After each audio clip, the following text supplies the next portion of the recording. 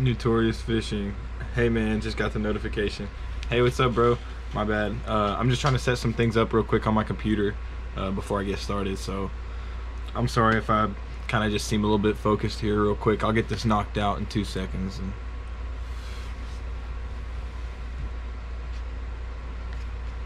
I'll get right to the stream, brother.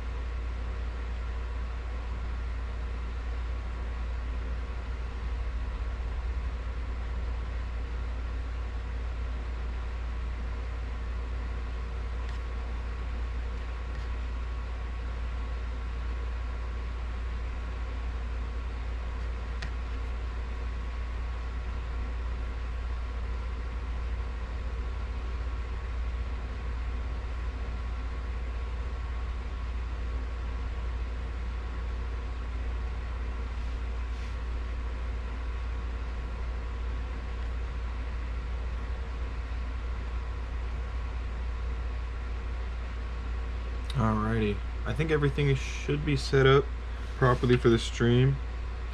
Yes, sir. Glad to have you here, man. Appreciate you every time I see your handle pop up in the chat, bro. It's always a good time. I might need to go get my hat, man. My hair is bothering me today.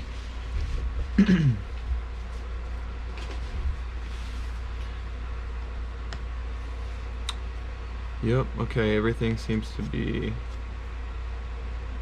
just fine.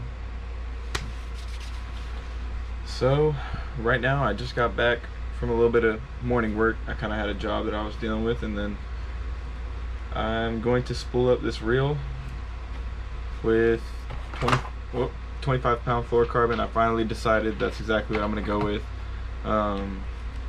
for just a lot of reasons. I mean, I have a 17 pound test, I have a 20 pound test that I plan on throwing on one of my reels. So I feel like I'd be doing myself a disservice by not having one with 25. So yeah, it's gonna go on this one right here, brother. We got 2 people in the chat. Shout out to everyone here.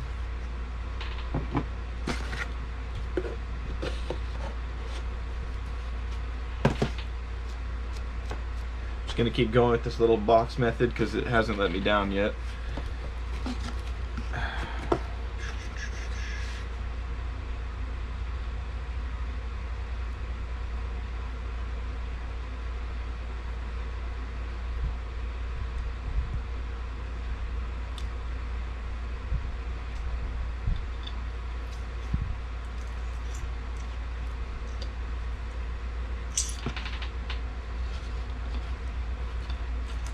Put the screwdriver through, or bam, then we'll let that hold our line in place. Golly, 25 pound fluorocarbon, that stuff feels thick, I'm not gonna lie.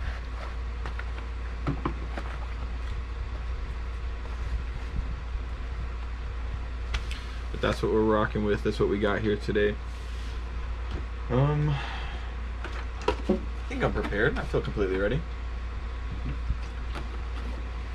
Once I get this reel spooled up, I'll be transferring line from another spool to another. So that'll be cool. Y'all will get to see how to transfer line from one reel to another. Like, for example, I guess not even for example, literally what happened to me is I put line on one reel, then I realized, dude, you put the wrong line on the wrong reel, so I gotta transfer the line over. It's really simple, super easy method. I'll just show y'all real quick.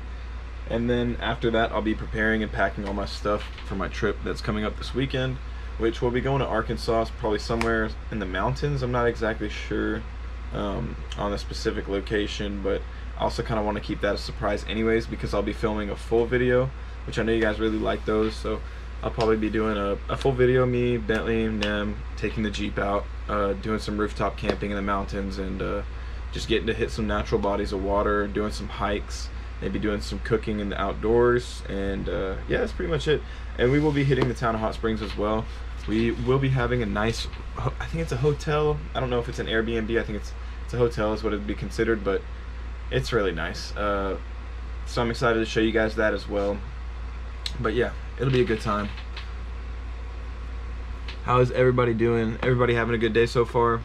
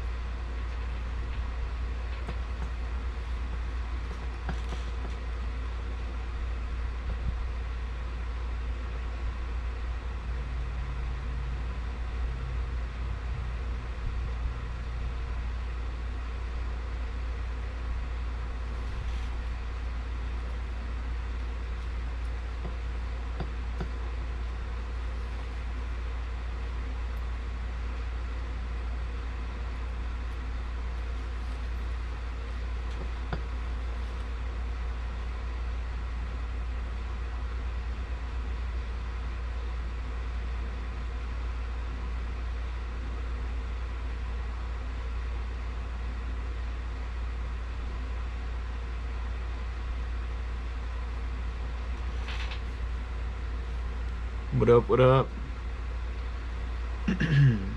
Hope everybody's just having a great day so far. Hope y'all got to get out there and fish. I know I didn't. I was out there mowing yards this morning, but it's no big deal. We'll get on them next time. We'll get on them this weekend.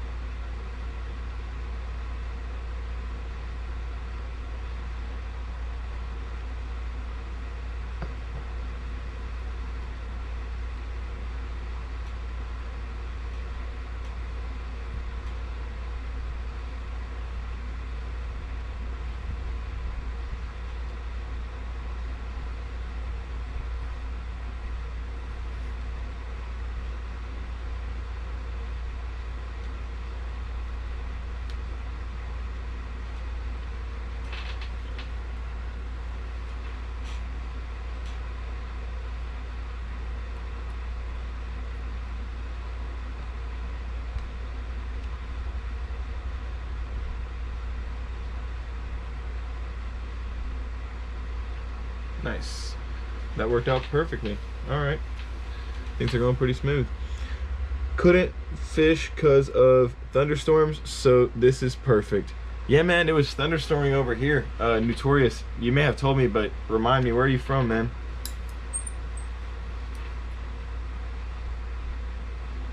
Because it was thunderstorming here too, all day, like yesterday and the day before that. Today it was clear skies, but I just kind of like, when I went out before the thunderstorm, they were eating, but it wasn't like crazy, and I just kind of felt like it really stirred up the water, made it kind of gross, and they didn't really want it. Like, I could kind of tell they weren't really feeding the way they usually are, and I don't know, I wasn't feeling it either, so I just kind of dipped. But I also know that I can't really go fishing today, mainly because this morning I had stuff to do, and then now I got to start getting ready for the trip that's coming up this weekend. But hopefully, I think on this trip I'll be hitting some really cool, like, natural rivers and lakes and stuff like that, some really tiny creeks, all that good stuff, so it should be good. Alabama, yeah, so that totally makes sense. I mean, aren't y'all like right above Texas? So it like hit us and then hit you guys. It's pretty bad. I don't know how bad it was in Bama though. That's right, we were talking about some of the lakes in Alabama, because I was telling you I wanted to fish Gunnersville.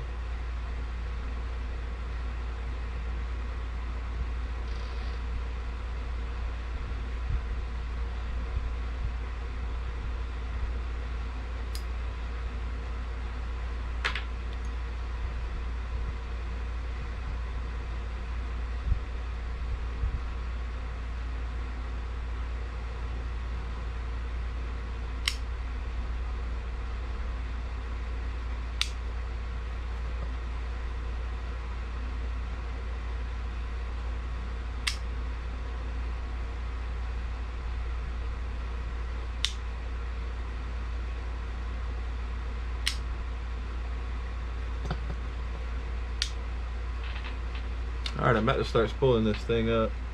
That's awesome, man. Yeah, it should be a good time. Hopefully I can put y'all onto some good spots too, because typically I'll like say where I'm at. So if there's somewhere that you guys might want to go to in the area or something, y'all can check it out yourselves, and watching the video it'll kind of give y'all some insight on like, oh, these are the camp spots, these are how I get there, this is what to do, etc. So yeah, it would be a good time, man. I think it'll be a fun time. Hopefully I get on some fish, of course, but you know how we are on this channel, just happy to be out in nature.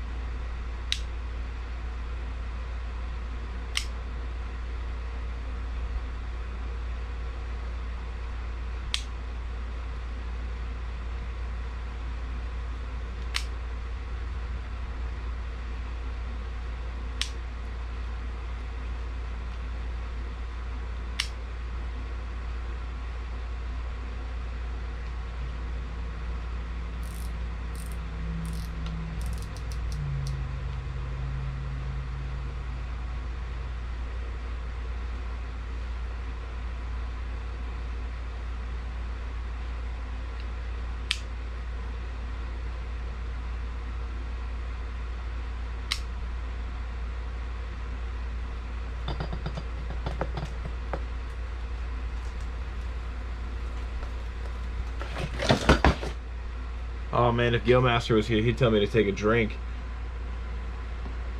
Hey, I just got a Bitsy Bug jig. Do you think it'll be good?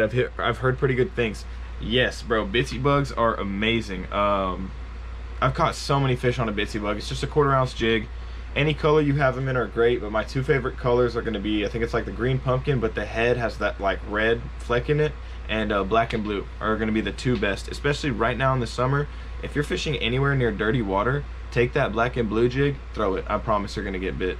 Mainly because it's a 1/4 ounce. It's a Bitsy jig. It's a lot smaller than most jigs, so it's more of a finesse profile. In the summertime, they really like a finesse jig. So anywhere that you can find cover, but pretty much anywhere you throw a jig, you're gonna get bit. But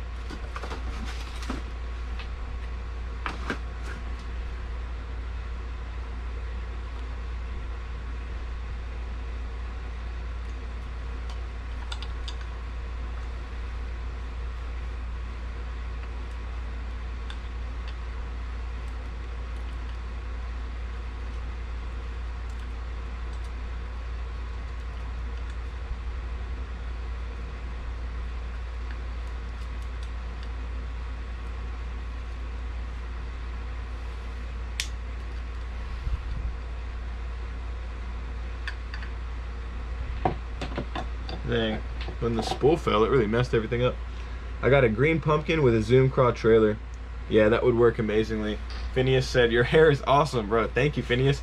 The other day there were some people in here hating on me. They said, what died on your head? I thought it was hilarious, bro. I just laughed it off, but thanks, bro. I appreciate that. I think I want to do some braids or something, but I don't really know exactly what.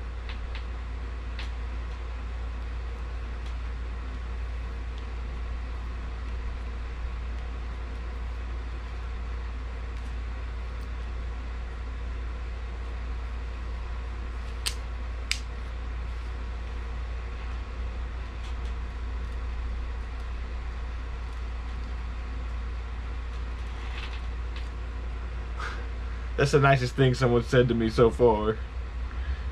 I'm just kidding, but that's cool, man. I really appreciate that.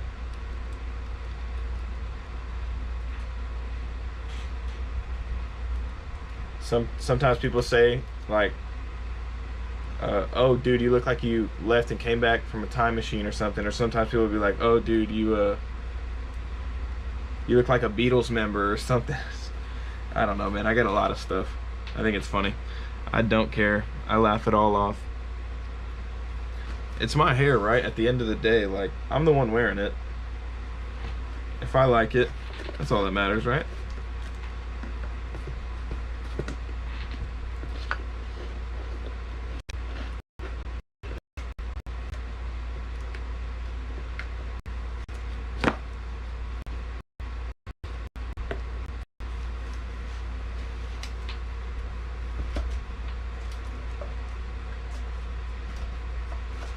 Ah, I see what the problem is. Okay.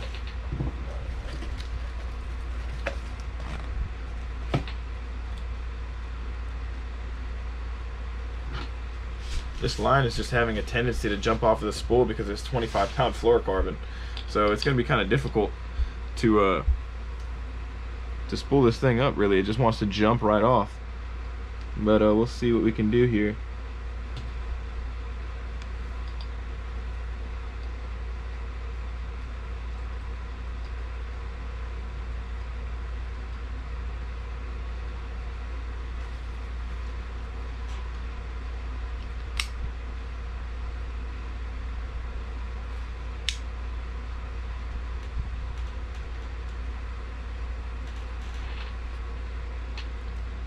I ignore the haters. I get a lot too. Yeah, man. I don't know. It's weird. Like we talked about the other day, we fish for peace. I don't understand how haters even exist, but it is what it is.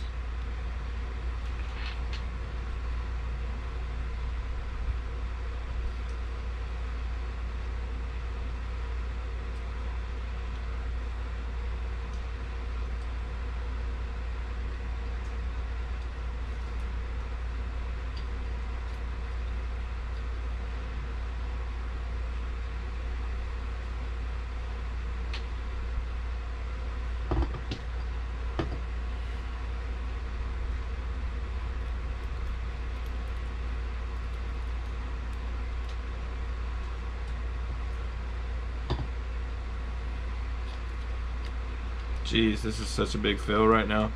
I don't like working with big fluorocarbon. That's what I'm learning right now. It's just frustratingly going everywhere because there's realistically like no way for me to put enough tension on it. It's just like thick line. So yeah, I don't know. I'm gonna try, but yeah, like it immediately wants to just come right off. Okay.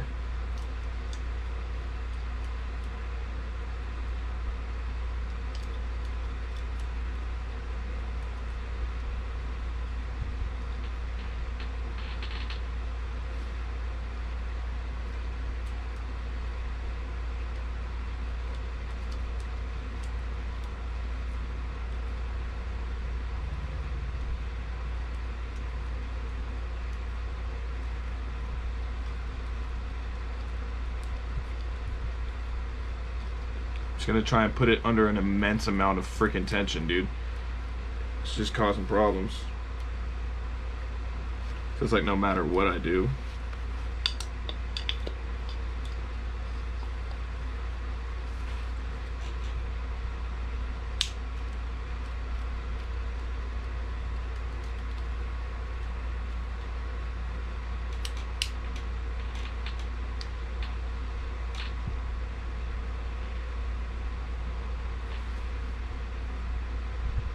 We're just gonna have to start all over again. Okay.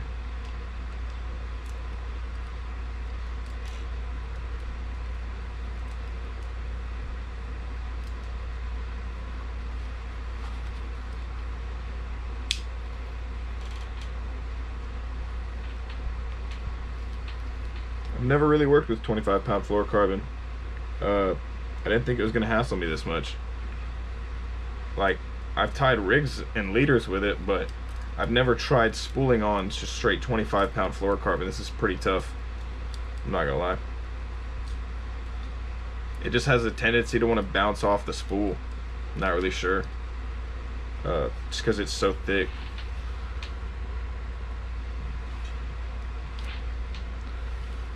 Alrighty, let's think this one through.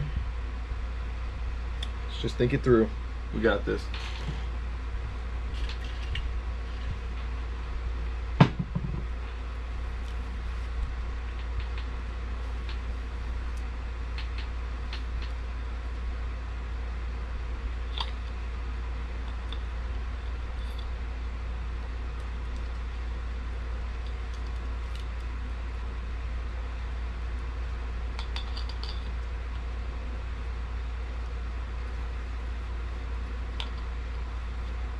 Dang, yeah, I can already see it wanting to come off of the spool.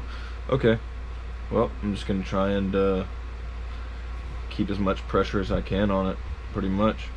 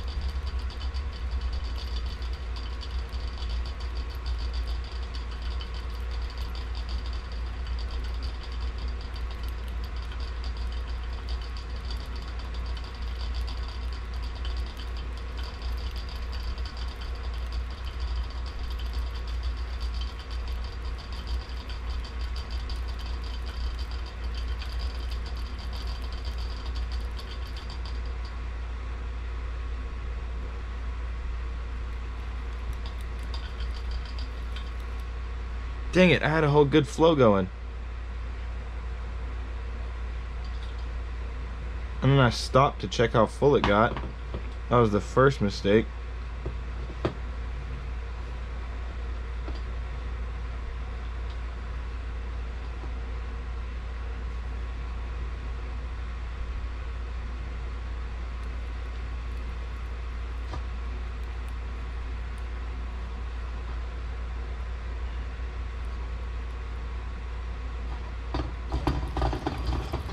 We got it, let's go.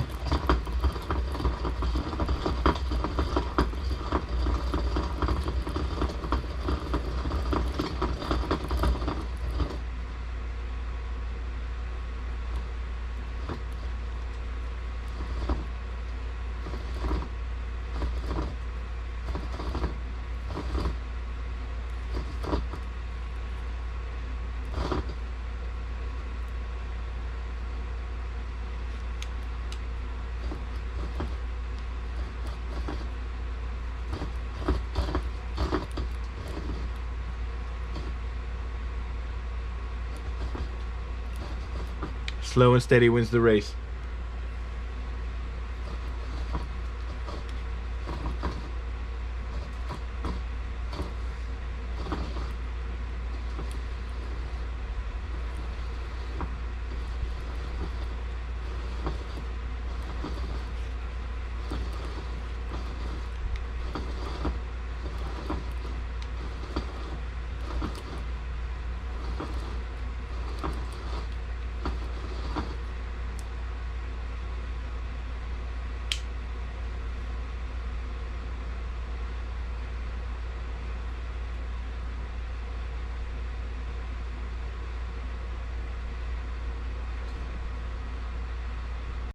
That's about perfect.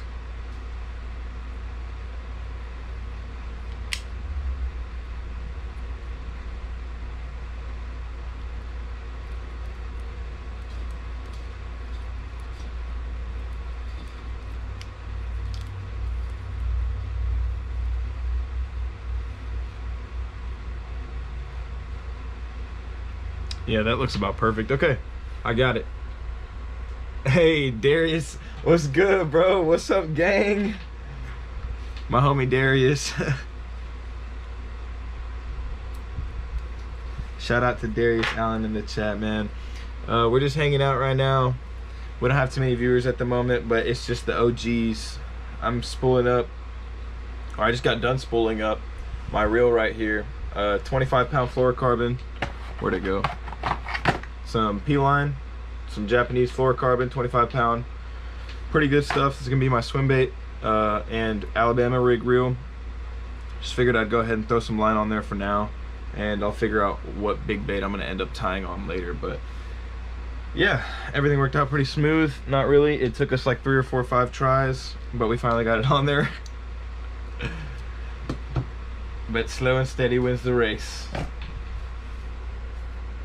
You going fishing today? No sir, I woke up this morning and I had some yards to go deal with, so I was mowing some yards, and then I came back here, got showered up, and now I'm live streaming. I figured I'd just kind of hang out, chat with everybody, spool up these reels, and get ready. I got a trip I'm going on this weekend. I'll probably be in Arkansas, so yeah, just getting all this equipment ready and hanging out with my boy Ben Ben. I don't know if the camera can see him.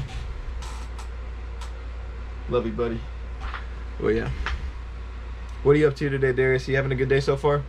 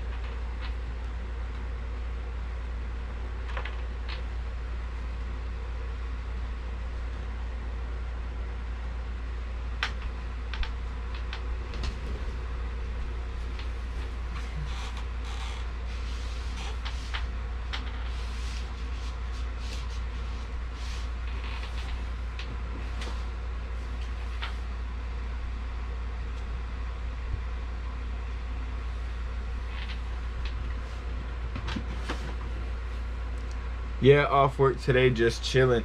That's crazy, bro. I was cutting the yard, and Don pulled up on me. He was like, "What's up, bro?" I was like, "Hey, man, what are you up to, Don?" He's like, "Oh, I'm going to work right now." I was like, "Oh, that's what's up." So that's pretty cool that you got the day off.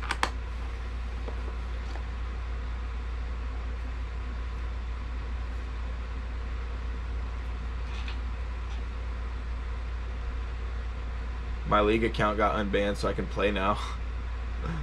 But I haven't really had the biggest urge. It's kind of like frustrating.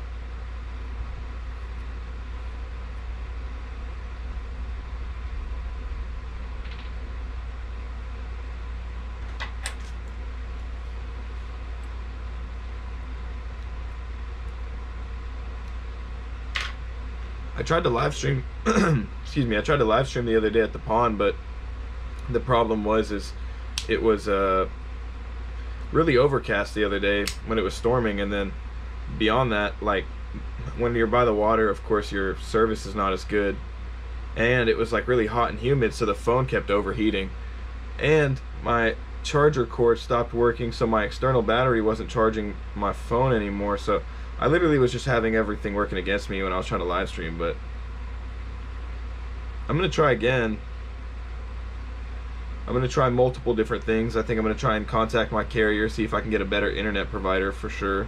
Or not internet provider, but just like a better service plan for my phone to have better internet so I can stream better with it in certain areas. And I'm going to try it on a better day, of course, when it's not overcast and insanely humid and all that good stuff. Oh, nice, man. It's just a game. Go outside. Yeah, bro. I don't really care about that game too much. I just mean, like, I don't really care to, like, it was frustrating because I don't really care to get on it because it's like they're punishing the good players, and I don't know, it's just dumb. I'm not gonna care too much. It's just a video game. Yeah, I have way more fun going outside anyways, man.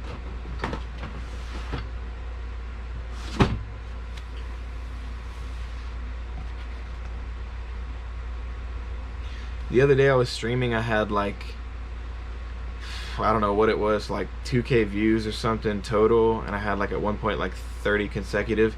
It was pretty cool, man. I was having fun. I've been having a lot of fun with the live streaming. I think I'm gonna keep doing it. I ran it for 7.5 hours on the first try around, and then yesterday I ran it for 6.5 hours. Today I'll probably run it for maybe 3 or 4. Yeah, with the tribunal gone, it's not a worthwhile community anymore. Yeah, not at all. It's just not worth it.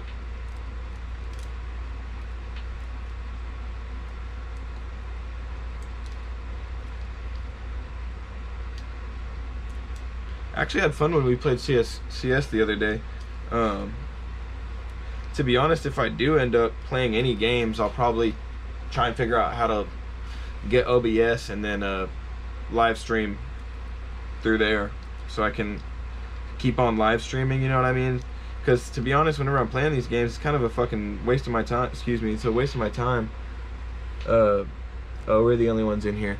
Yeah, it's a waste of my time, but like, I have fun doing it, so like, it'd be cool if I could live stream it. I just got to figure out how to do that.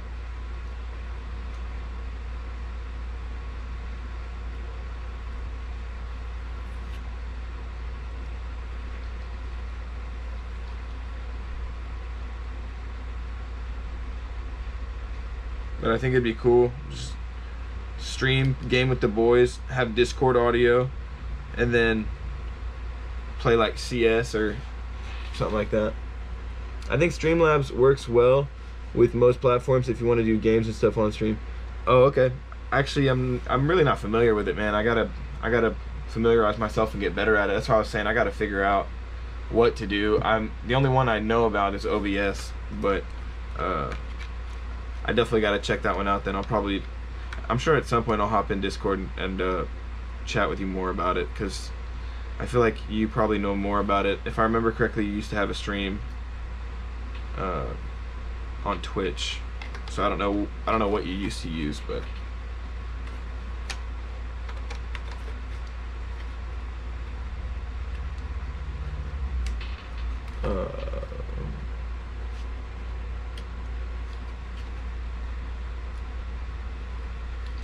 I'm glad you're having a good day, bro. I'm glad you got your day off of work.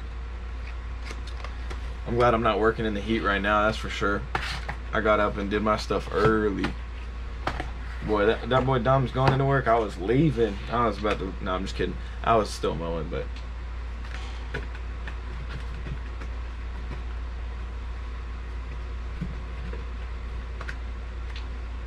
where was this at?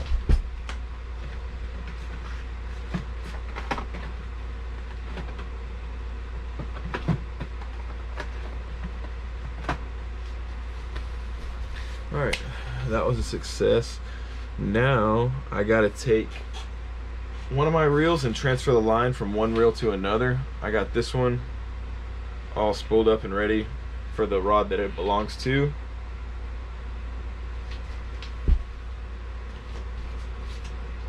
Which is my biggest rod. It is my Shimano SLX full handle EVA or EV whatever the crap foam swim bait rod and reel. Golly, it feels so nice. Okay, anyways,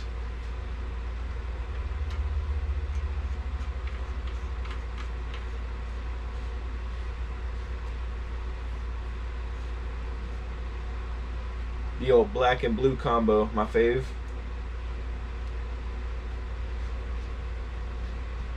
Wham, I can whammy this thing out. Yeah, being in this heat every day is beating my ass for real.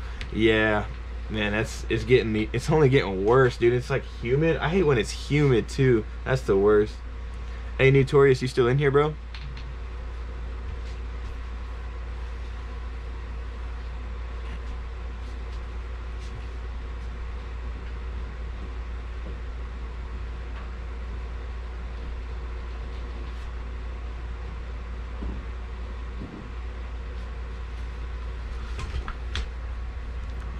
I don't know, maybe he bounced out. Notorious, if you're still in here, bro, let me know. I was gonna ask you what Zoom trailers you got. I'm kind of curious.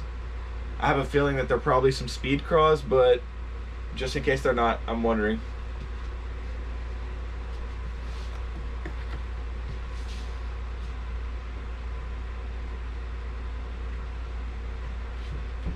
Alrighty.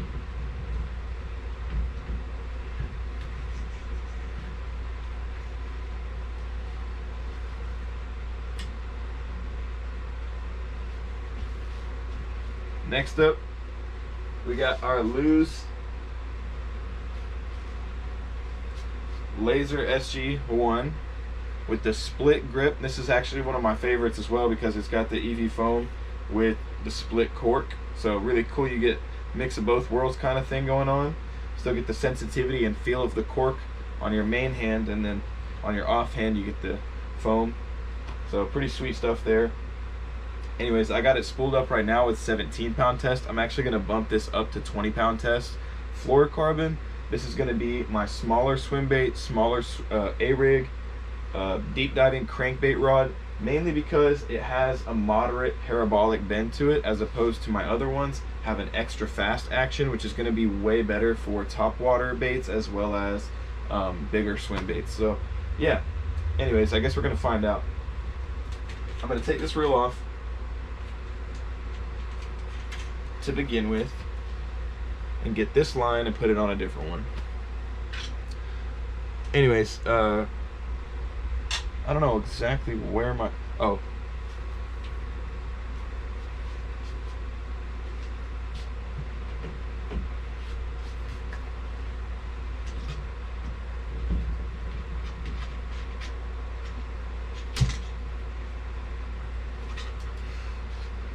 this bad boy right here, this is my blackout combo, just pretty much literally all black. There's a little bit of white accents here and there, but the rod is literally 13 Fishing Series blackout rod. So if y'all are looking for a really affordable rod by pretty much a really known company, 13 Fishing's been around for a while. A lot of pros are backed by them, like I think his name is golly, Zal Dangerous is what his handle is on YouTube. I'm not exactly sure what his full name is, but yeah, really nice stuff. Check them out if you need a really affordable rod. You can use my affiliate link in my description box. Go shop for it on Amazon, go shop for it on Bass Pro. You can even find it on Tackle Warehouse, which I'm not sponsored or affiliated by them, but they're also a really good company if you just are looking for somebody to buy fishing gear from. But yeah, I'm gonna get this line transferred real quick, guys. This is a 7.3 medium.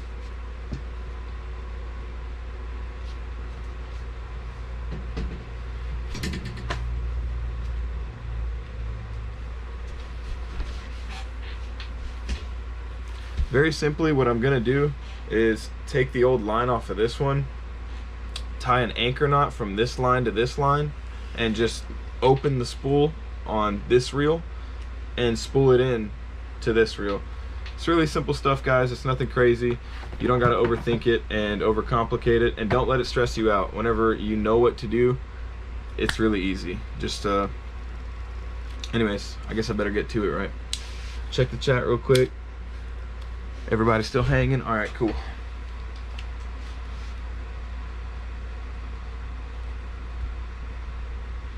Let me make sure this is the right reel first.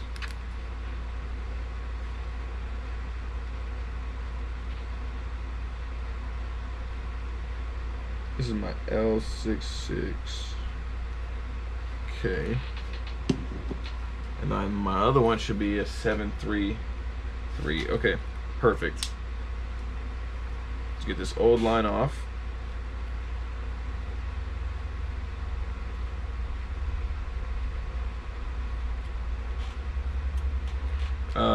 I just use my hands to get the old line off. They do have line despoolers, which it's literally like, it looks like a pen with a battery in it, and you put your line through one end and you click the button and it strips your line. It's called a line stripper. If you're interested in checking those out, just Google search fishing line stripper, or you can check out like the specific brand that I would probably recommend to everyone, that I feel comfortable recommending to you guys over the internet, is I think it's called the Berkley line stripper, made by Berkley, obviously, and for one obvious reason is that's a really popular known brand, so you know it's going to be reliable and you can trust it. But beyond that, I mean, it does work. I've seen some videos on it. You pretty much, I mean, it's pretty self-explanatory. Like I said, you just put your line through one end and it strips your reel, but I'm not going to sit there and do that. I'll just use my hands all day long. I don't care how long it takes.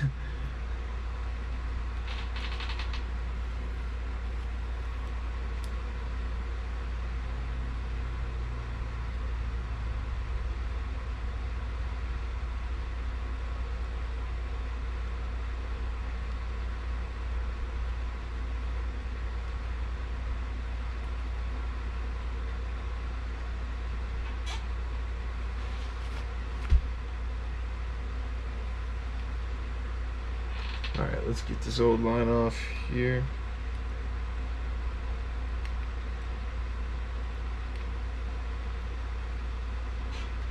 I need to get better lighting in my room. That's what I need to do. I feel like the screen is a little bit dark, and beyond that, I'm like trying to look inside of my reel and find my old knot to cut it off, and can't even find that. So I don't know. Let me know, guys. I think I need to get some better lighting in here. I will try and figure that out. I'm gonna go get my hat too.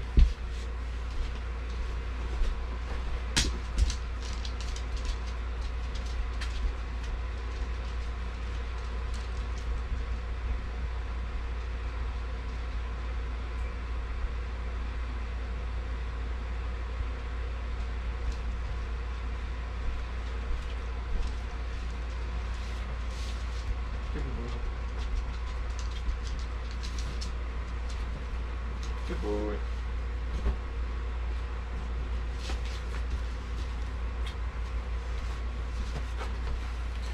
All right, there we go.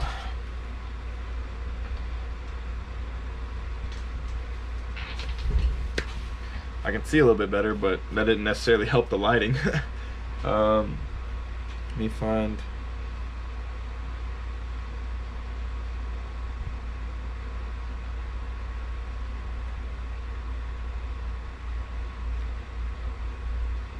Take that out.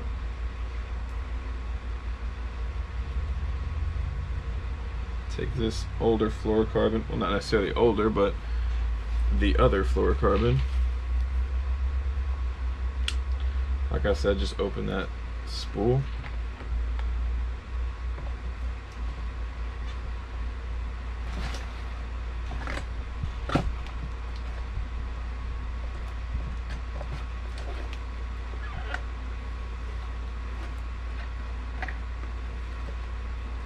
That's all there is to it. Oh, fudge. I guess that's not all there is to it. There's always got to be something, right?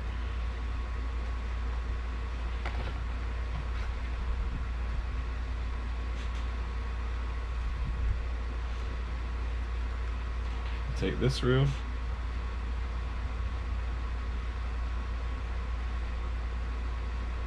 Make sure you always go through your eyelet, or your line guide, excuse me, worm gear, whatever you want to call them.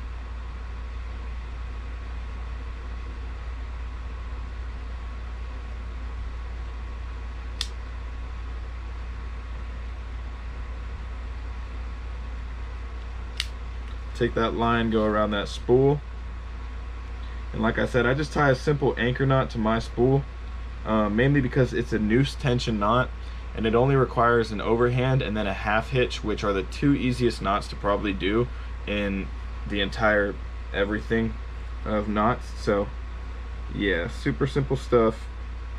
Really can't overcomplicate it too much. And if you're interested in seeing that, I'll have the video posted soon. We ran the whole live video yesterday, or excuse me, the day before, where I showed how to tie that knot using a carabiner and some paracord. So yeah.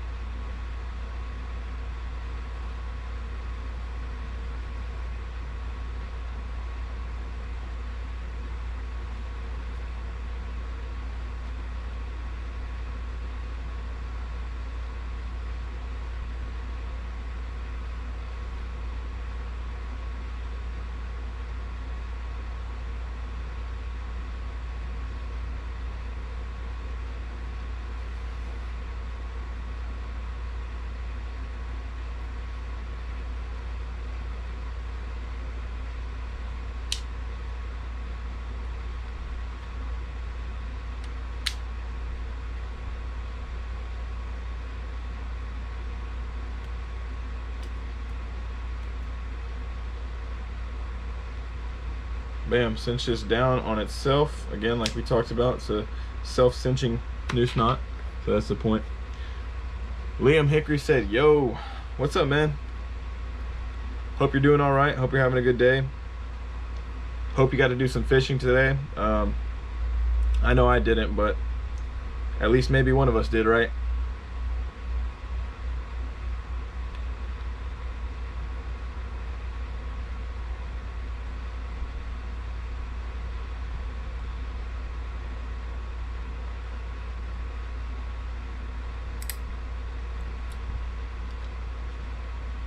There we go. Just cut our tag in. Are you going to talk? Yes. Can you not hear me? Is something wrong with the audio? Oh, okay, there we go. Yeah, I'm going catfishing later. Nice, bro. That'll be a good time. Are you catfishing in a lake, a pond, a river? What kind of body of water are you catfishing on? I like to catfish pretty much anywhere I can. I mean, definitely, I think I like to eat them more a little bit when the water is not so hot. More catch and release in the summer, but I'll still eat them. I'll still throw them in the fryer.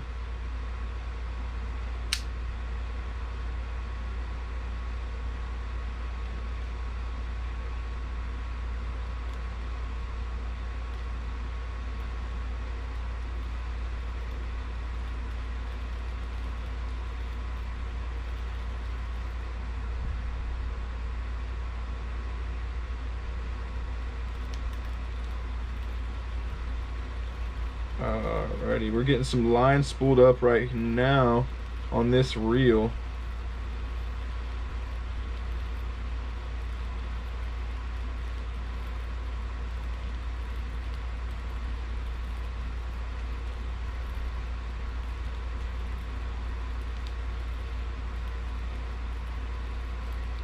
So give me 1 second, guys, so I can just stay focused here, and I'll make sure to check the chat as soon as I get finished reeling this up. Woo, there we go. Canal. Oh, that'll be cool. Canal. You must live like Florida, Louisiana area. Maybe Alabama, but when someone says canal, when someone says they're canal fishing, that makes me feel like they're in Florida. So if you're in Florida, man, shout out to Florida. Really cool spot. Used to live there. Great fishing to be had there.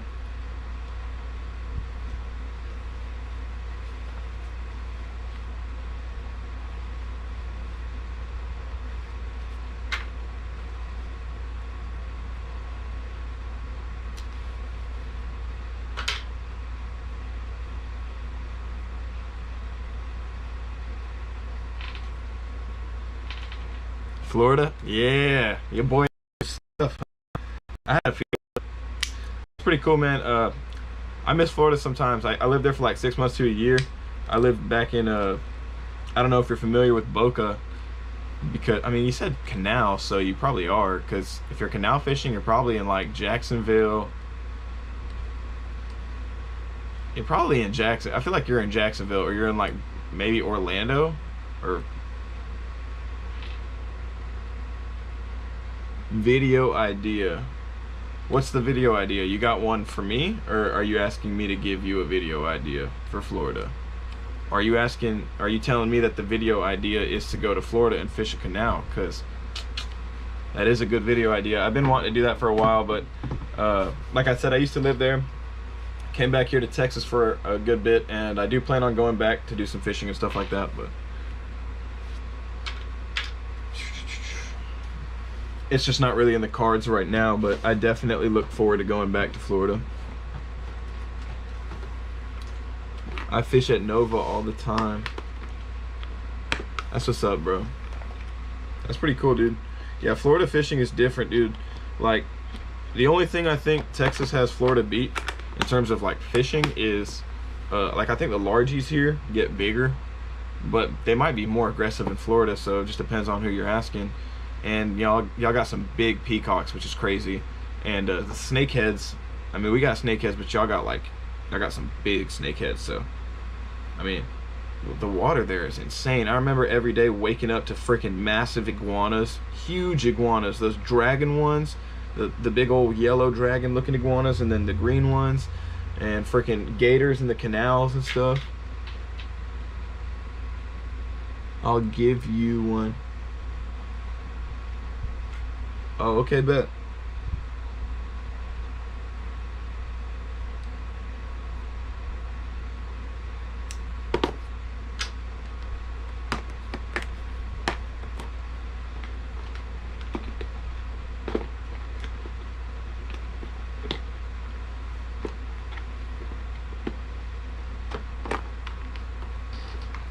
Yeah, I've got too many of them, but you can never have too many, right?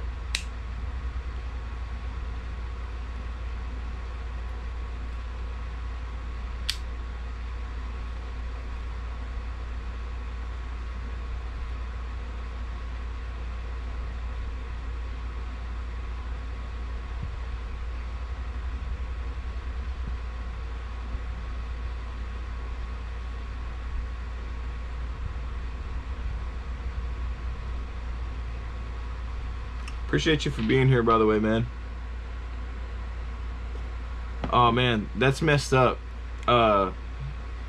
So Liam, your message got held for review because you said Dick's Sporting Goods, or like you said like the sporting goods place, but you typed it as Dick's. That's stupid.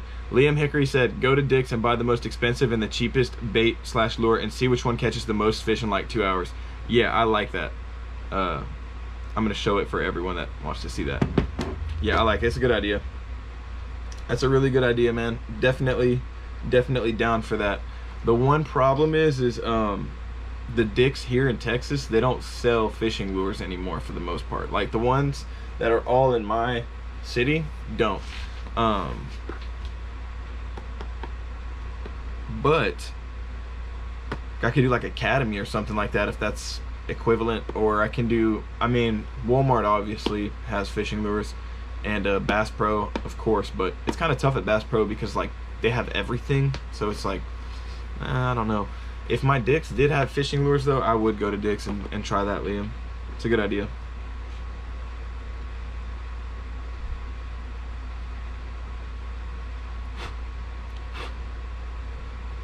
Alrighty, we got another reel spooled up right here, 17-pound fluorocarbon. So we threw 25-pound on one of them, we got 17-pound on the other, and now we're gonna rock this MLG or MGL or MG, whatever the crap, with some 20-pound. It's gonna be fun.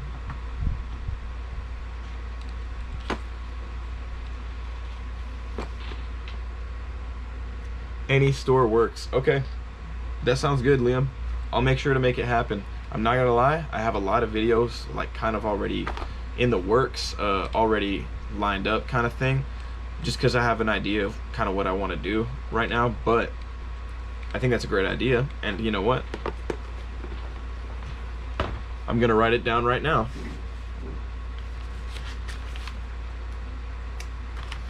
I have this sheet that I started. It's live stream bait ideas, or live stream ideas, excuse me, and I've started just writing them down. Every time someone hops in here and has a really good idea, I write them down. So Liam Hickory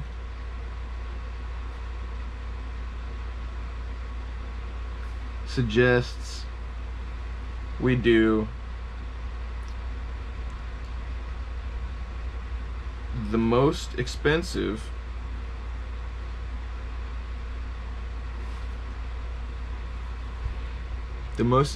and the cheapest, you said? Go to Dick's and buy the most expensive and the cheapest bait/lure and see which one catches the most fish in like 2 hours. Okay, the most expensive and cheapest. Now, am I doing a head-to-head? Am I doing like a versus? They verse each other, like the most expensive versus the cheapest, or I'm just doing the most expensive and then the most cheapest, and it like I'm just trying to see how many fish I can catch over the span of time? Let me know. Are they versus? Because if so, I think it'd be cooler if they were kind of against each other, like which one works more. I don't know. I'll put versus for now because that's what I think you meant, but feel free to correct me. The most expensive versus the cheapest lure from any tackle shop. Any tackle shop. So okay, you said yes. All right, cool. And then so I have two questions. I have two questions for the idea, Liam. Which one do I start out with first for the video? Should I start out going with the cheapest and then to the most expensive? Should I start out with the most expensive and then go to the cheapest?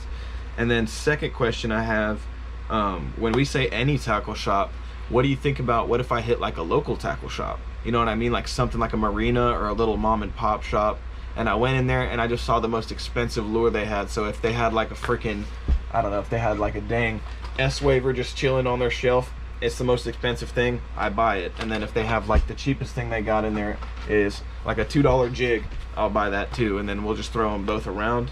I think that'd be cool.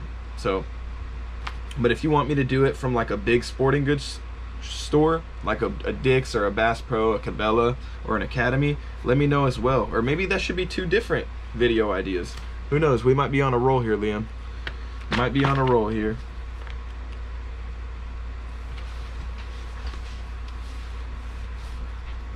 Local is always better. Yeah, that's true, man. I agree. I think it helps you kind of figure out what the fish might be keyed in on, because sometimes the local bait shops are ran by fishermen themselves, so they kind of like hand select a lot of the tackle. Or it could just be what's popular in the area, so they know that they sell a lot of these black and blue worms, then they're going to stock them a whole bunch. They're going to get a whole bunch of different black and blue stuff. Then you might know that black and blue kind of works on that body of water, as well as you're just helping someone like in a local shop. So, you know, that's good as well. It's just a local business. It's someone trying to make things happen. You know, I think every fisherman aspires to one day have a bait shop. That would be cool. So I'll mark it down as 2 different video ideas. I think I'll do any tackle shop, and we'll do 1 local and 1 big name store, like an Academy, Cabela's, all that good stuff. So we'll definitely make sure we get that in there. I will definitely make this happen. I think that I'll probably make the big name store one happen before I'm able to make the local one happen, but don't hold me to that, because I am going to Arkansas here soon this weekend, and I'll be kind of in the mountainous local rural region where there's a lot of fishermen and there's a lot of tackle and bait shops that are just mom and pop stuff. So I might be able to make it happen if I see something that's definitely worth the while. Also, I'm not going to buy anything that's not going to, you know, like, I want it to be something interesting for you guys. I would want it to be something like a big swim bait, or like an A-rig, or just, you know, something interesting. I wouldn't go in there and buy the most expensive jig and then like the cheapest jig. I think that would be a little bit redundant and kind of not as interesting. So I'll make sure that it's a bait shop that has something worthwhile for everyone, as well as for me, because at the end of the day I'm going to end up having to spend money on it, and I'm going to want to enjoy fishing with it for sure. But I'm sure it'll be something interesting, and I'll make sure not to let you guys down on that.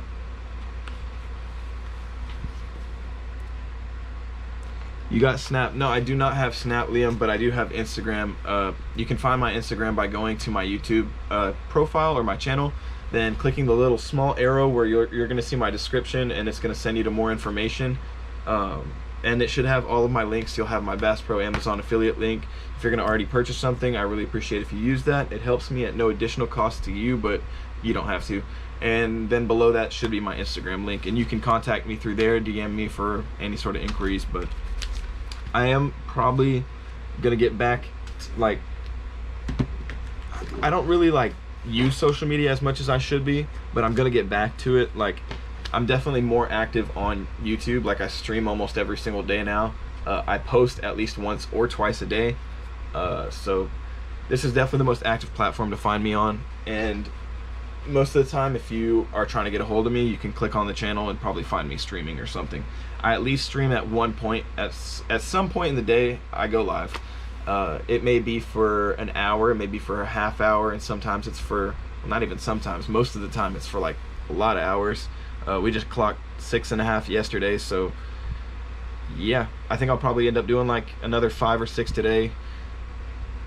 Alright, I'm following. Thank you, bro. I really appreciate that. That means a lot, man.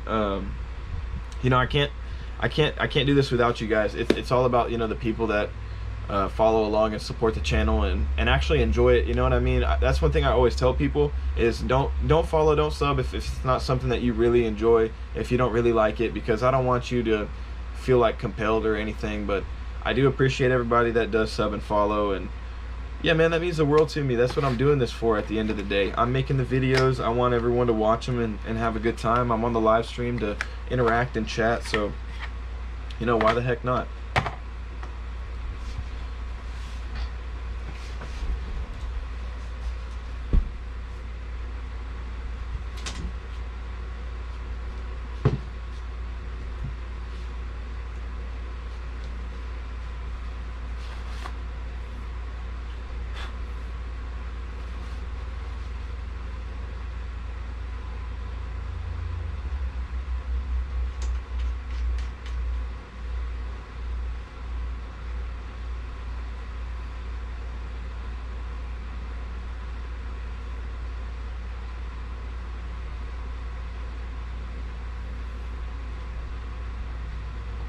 That's beautiful.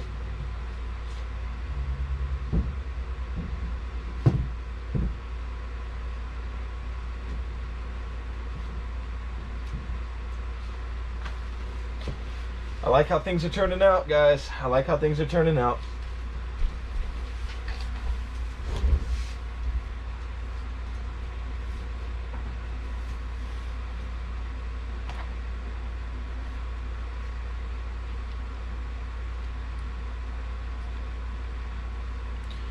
We got Googan Squad 20 pounds, pure fluorocarbon, Japanese made fluorocarbon. Typically tends to be on the better, higher end, in my personal opinion, but you can never go wrong with USA made fluorocarbon as well. It also tends to be on a very high end. As long as you're getting those two, you should be all right. Yeah, I mean, I enjoy this stuff. I've caught fish on less, right? I've caught fish on literally a bamboo stick and some 2-pound mono. So if 2-pound mono can hold up to some fish, I think 20-pound fluoro will be just fine regardless of the brand.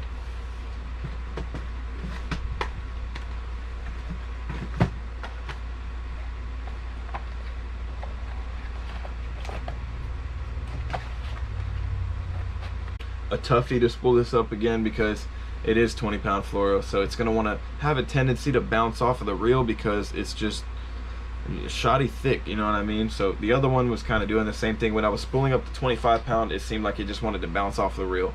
And yeah, I mean, that's going to be expected. The line is thicker than a Snicker, so yeah. I'm surprised you don't have more subs. You know, Liam, everybody seems to say that. I appreciate you saying that. I think it'll come. I think one day it'll happen.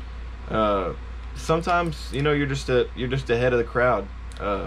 Some people show up to the party late. I like to show up to the party a little bit early, you know what I mean? So yeah, maybe one day it'll change. And I'm shooting for 10K by the end of like summer if I can. Yeah, I think I want to get 10K by the end of summer. So I think we can make that happen. I know that if anyone can make it happen, it's the cool people that watch my channel. So yeah, but I really appreciate you saying that, Liam. That's really kind. I'm just gonna keep working my butt off till it happens, man. I love being on here. I love making these videos.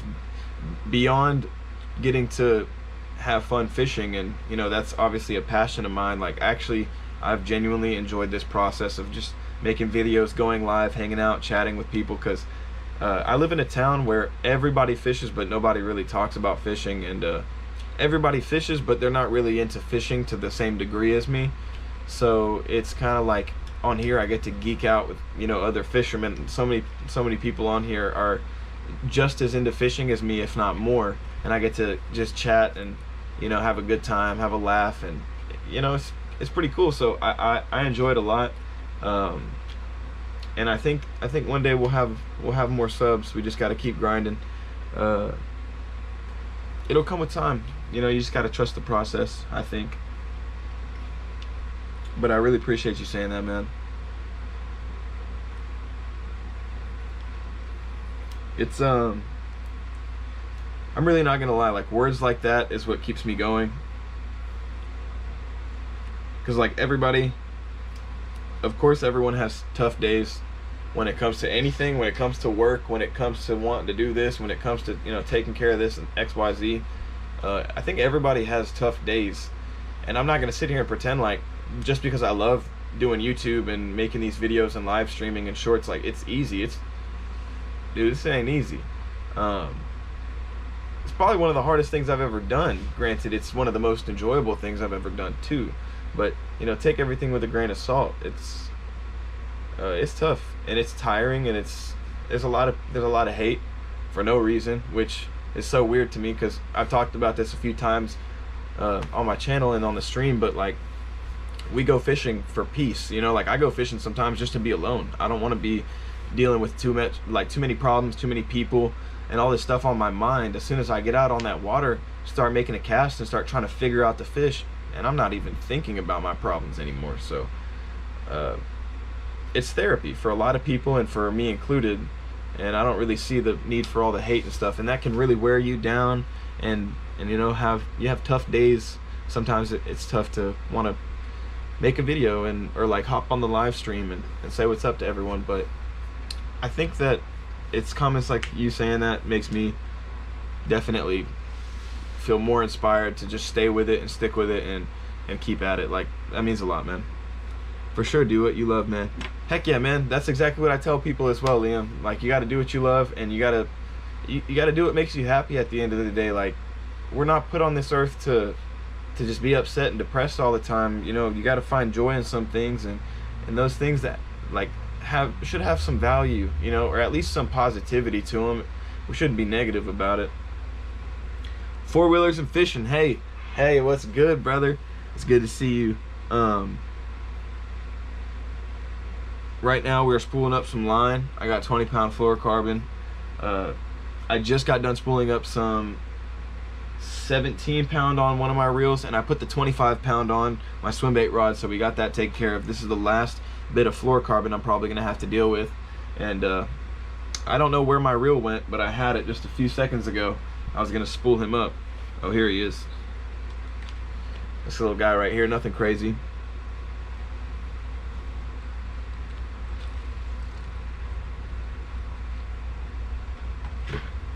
Good to have you in here though, brother.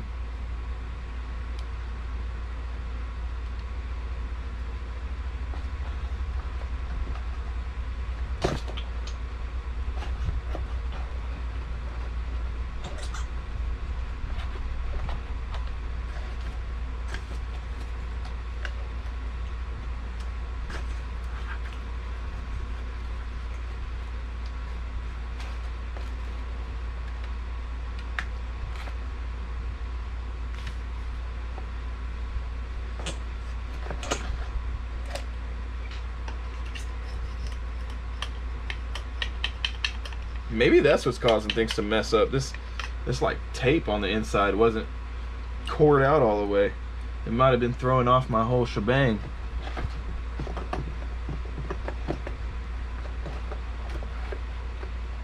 You doing all right, four-wheelers and fishing? Did you get to go out and do any fishing today? Or did you do some four-wheeling?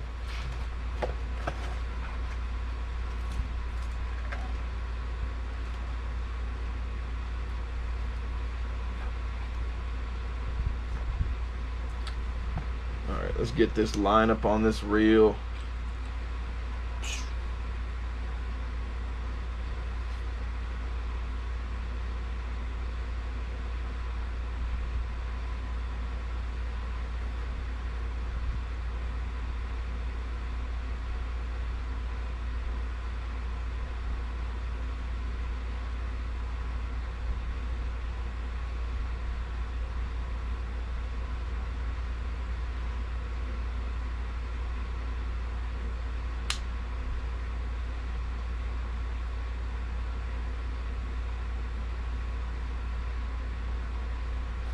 Oh, okay, hold on. I almost made a mega mistake. I left my knot still tied onto my spool. Liam asked, what do you usually fish for? That is a great question. Anything and everything that swims under the sun. I'm not gonna lie, there's guys that really like to specifically go for stuff. Now, granted, to answer your question truthfully, most of the time it's largemouth spotted bass or smallmouths, basically like a green bass. But man, I'll catch anything, and I love catching everything. That's like my thing, is I love going out catching panfish, crappie, bluegills, green sunfish, pretty much literally all of them, and then going on the other end of the spectrum catching some big old catfish. You know, just, I don't know, man, I like catching them all. White bass, stripers, hybrids.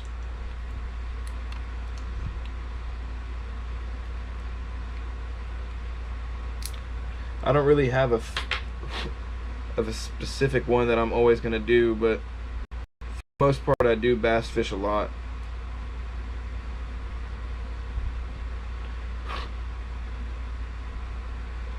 I am a big bass fisherman. Yes, I am good, and yes, I just got off the four-wheeler. That's what's up, bro. That's really cool, man. I hope you had a good time. I hope you had a safe time. Well, I guess you wouldn't be here chatting with me if you didn't, but that's what's up, bro. That's really cool. I wish I had one. Peacocks are fun. Yeah, peacocks are fun, dude. They fight like crazy, man. I like peacocks because they fight like a bass on steroids, literally.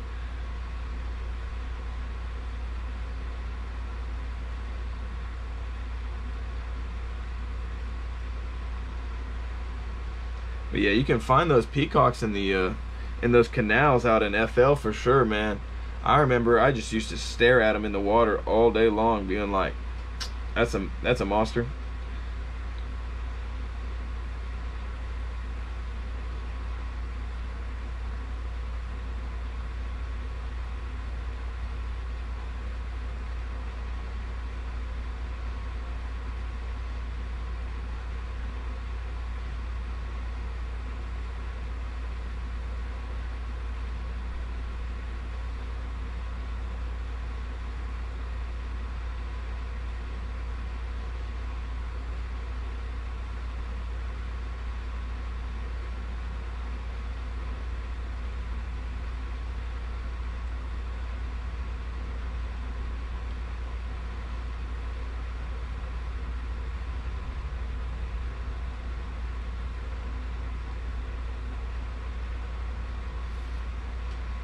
Just did a quick simple anchor knot just to tie my line directly to the reel, or excuse me, to the spool.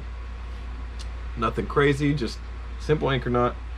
We explained how to do that on the stream the other day.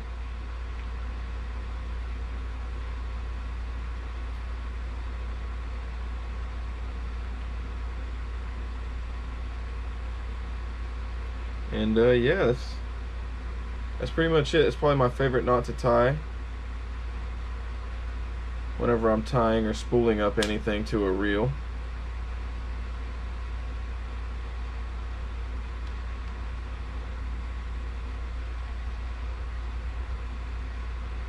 Go to find that natural groove. Come back through here with some snippers. Get real close up on them. Pro tip, guys, whenever you're trying to get that tag end cut real close to the knot, use some nail cutters. I think you can get real close up on that knot and just way better than you can with like trying to get in there with some scissors of some sort. So what was your favorite video to film? Oh, that's a great question. I know it sounds corny if I say all of them, so I won't say that, but that's how I feel. Man, what was my favorite video to film?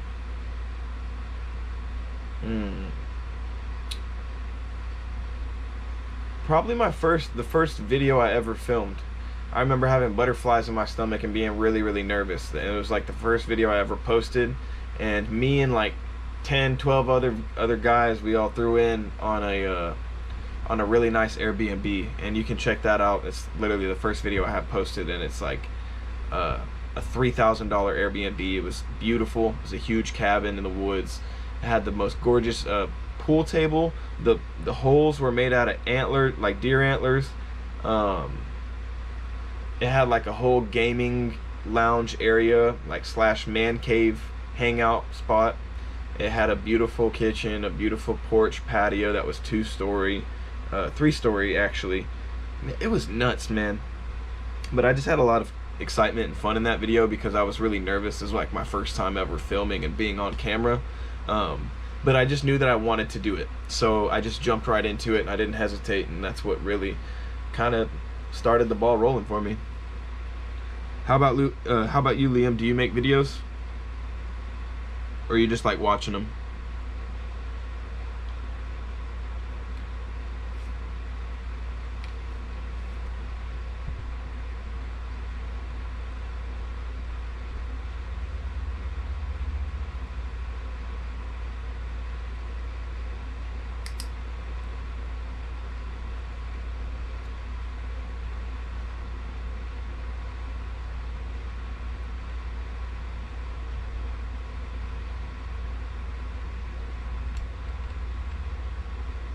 Trying to get up in here and cut this knot off.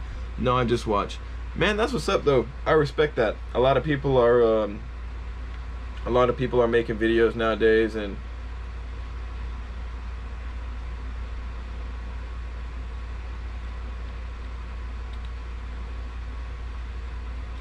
it's just cool to see somebody that's just into watching it, man. Like I used to just like watching it. Sometimes I miss when I used to just like watching videos, you know, just hanging out. No pressure on nothing, but It is what it is.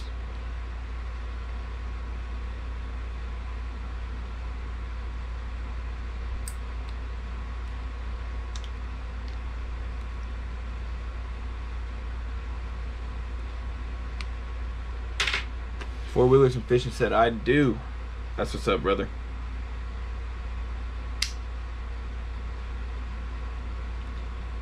I used to, but I don't anymore. What kind of content did you used to make?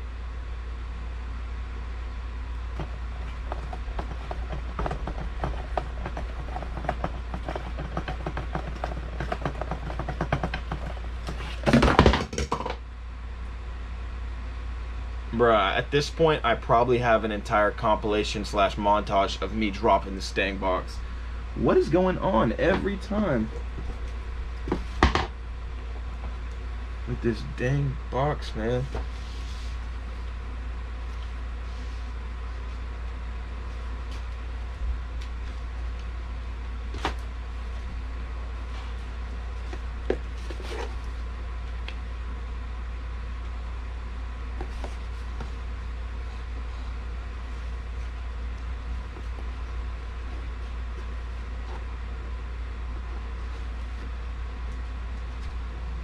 All right, let's try that again.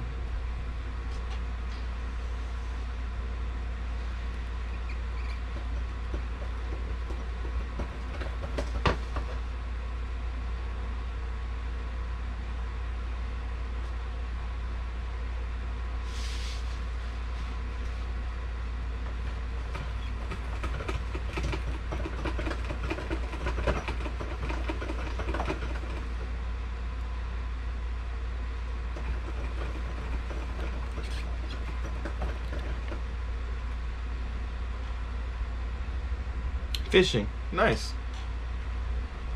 Why'd you stop making content? You just kind of got tired of it?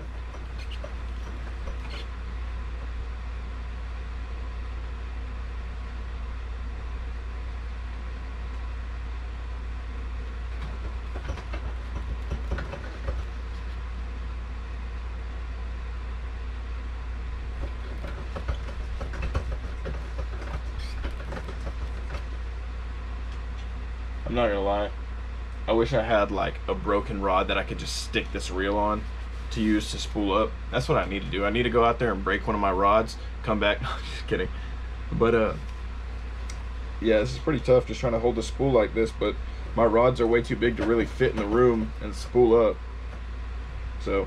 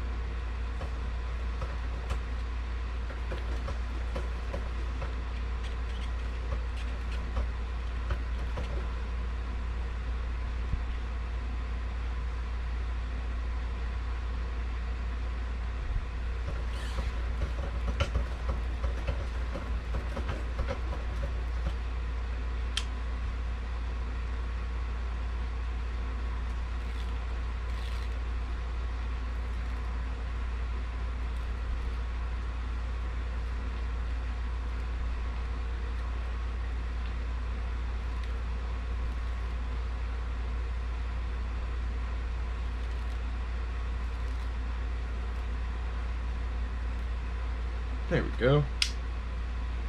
Got it nice and ready. School. That's what's up.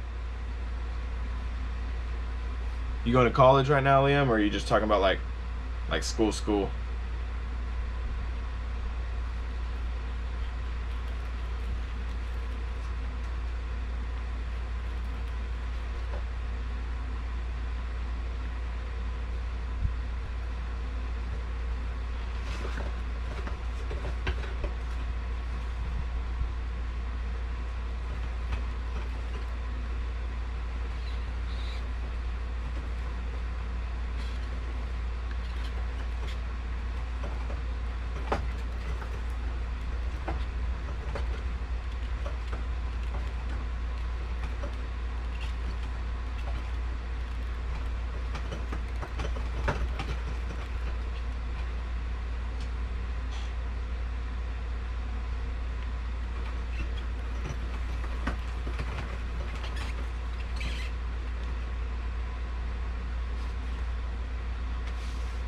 My hand is starting to get tired, man.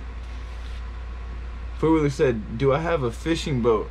Nah, man, I wish. I got a kayak. It's just like a simple little Pelican kayak that you can buy from like Walmart or Sports Academy. Super cheap, nothing crazy, but I took it and I decked it out with some stuff like some attachments from Amazon, which I got a whole video coming out on a on pretty much like a kayak walkthrough, breaking down my whole kayak list as well.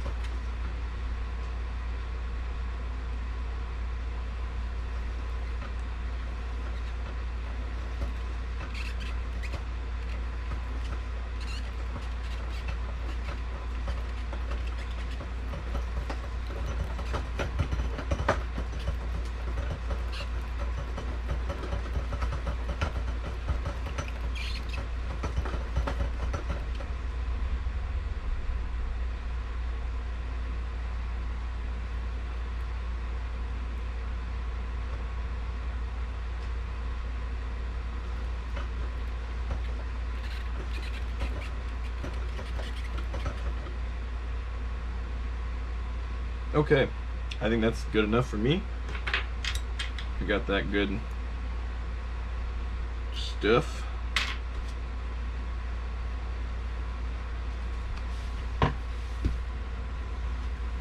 Gene Parmesan said, "Oi, how's it going? Appreciate you being in the chat, man. Hope you're doing all right." Right now, we just finished up spooling up. This is our last reel.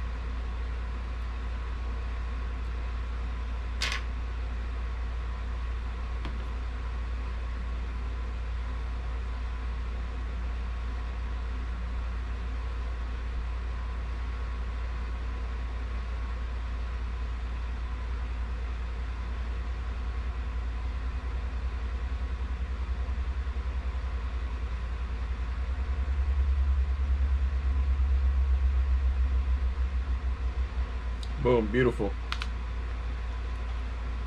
And we got that one spooled up as well. So we got 25 pound, 20 pound, and 17 pound all spooled up. Fluorocarbon on the 3 big rods that we really needed to get some line on. So feels good, man. Feels good. Success. I mean, we had some bumps and bruises along the way, but all in all, it worked out. So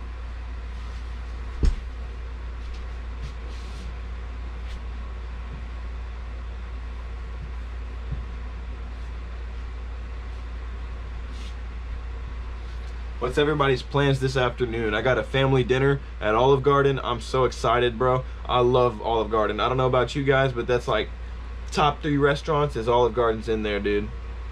What reel? Oh, that's a great question, Gene. Is it Gene or Jean? Like Jean Parmesan. It's a laser MG. It's a loose laser MG. 7:5 to 1 gear ratio. Just a nice simple reel. It's just speed spool SLP. Just a simple classic reel, man. Nothing crazy. It's got your dial adjust on the side. Just a Doyo reel. Obviously your star drag adjust system right there, and then your spool tension knob. Nothing too crazy. And yeah, I don't know. I like him, man. Just a nice steel red on it. I'm gonna pair it right here with my Laser SG1, Lose Laser SG1. It's got the split grip with the cork and the EV foam. Really cool looking. Nothing crazy, but just something slight. I wish they would have added like a hook keeper of some sort here, but it is what it is. Definitely a flaw design on their part.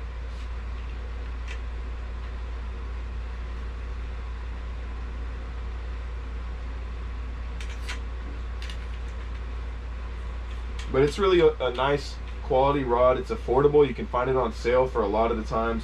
So if you guys are interested in going and picking one up, again, I'm a Bass Pro and Amazon affiliate, so I recommend you going and shopping there, as it does help support the channel at no additional cost to you. But Tackle Warehouse does sell them as well, and I recommend them from Tackle Warehouse because they'll ship it in a tube. You know it's going to arrive safe and sound. It's quality product, and they have them there as well.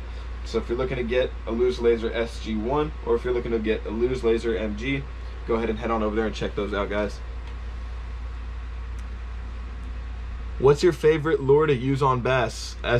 Oh, that's a great question, Liam. Man, you guys are hitting me with the nice questions. What's your favorite lure to use on bass?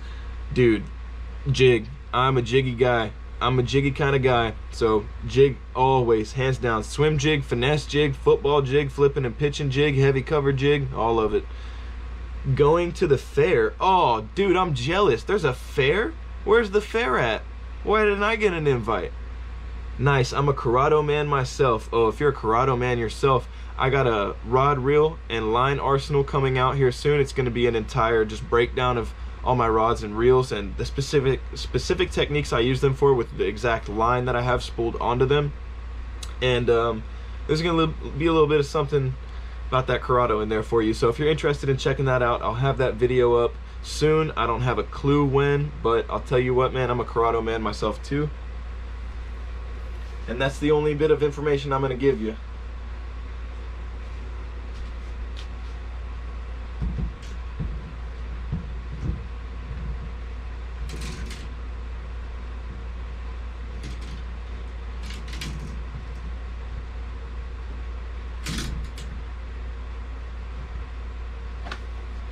There we go.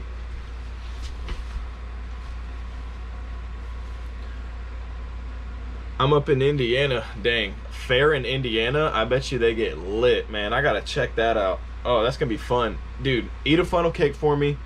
Eat a funnel cake for me. That's probably like my favorite fair food. Oh my gosh, top tier, top tier. I'll eat those little twisty tornado potato things. I'll eat the dang corn dogs that are fried a foot long.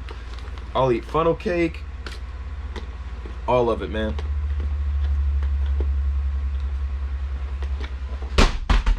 Oh, my fan fell, excuse me.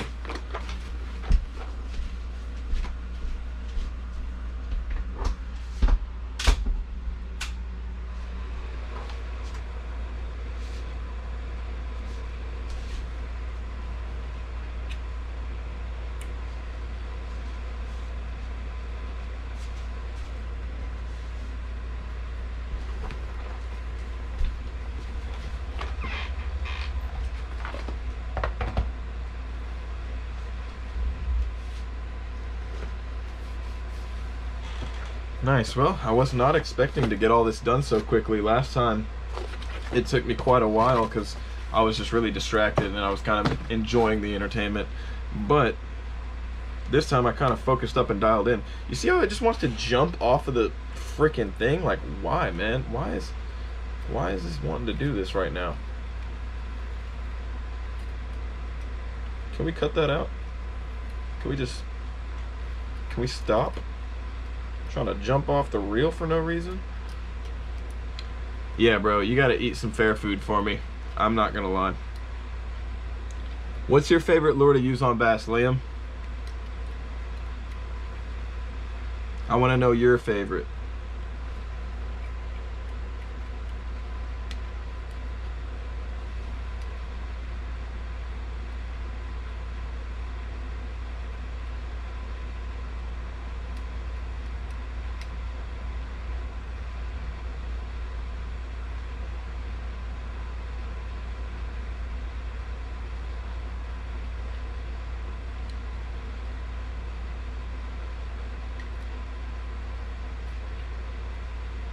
beautiful.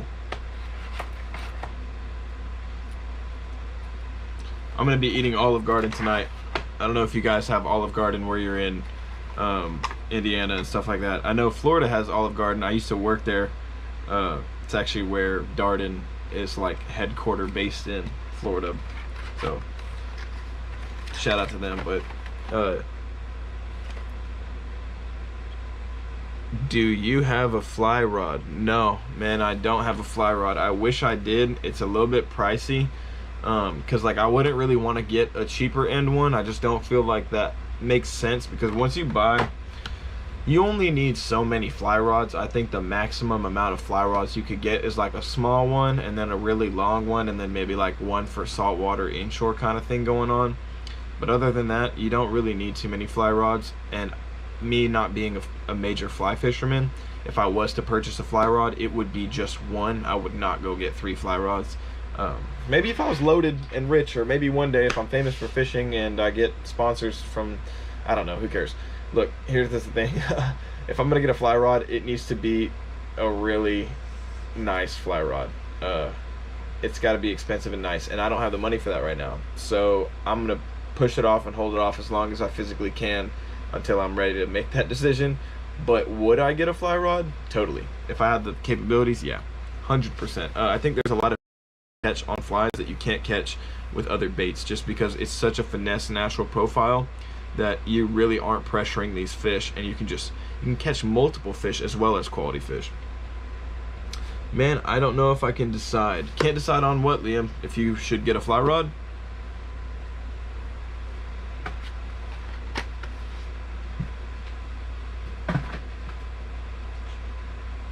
Ugh.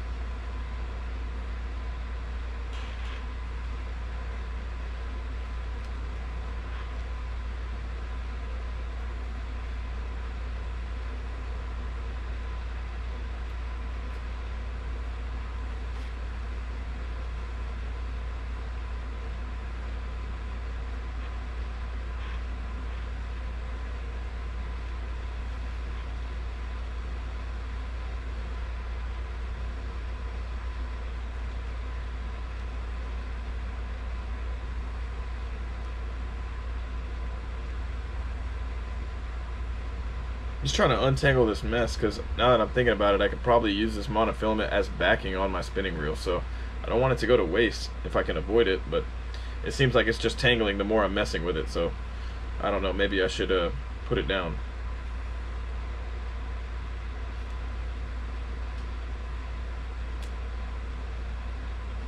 Or maybe it's not, I don't know. Oh, can't decide on your favorite lure for bass? Yeah, I know, man. When you ask me, it's tough, but like I have a lot of favorites, but to be honest, I know mine is a jig, just because like that's what I really started catching them on like crazy. It just fits my personality. You know me, jiggy as can be.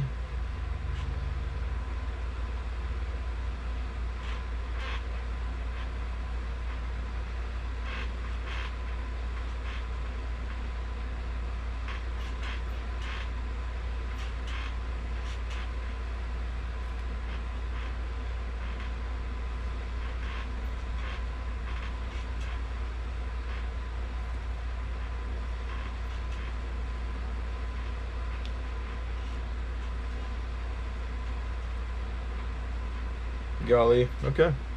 I think the knot is gonna be right here. I'm gonna cut this, cut that.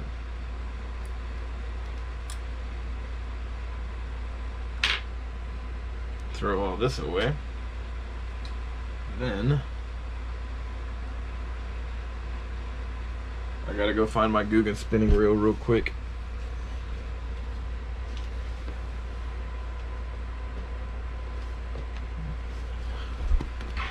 Boom, Googan spinning reel, green edition,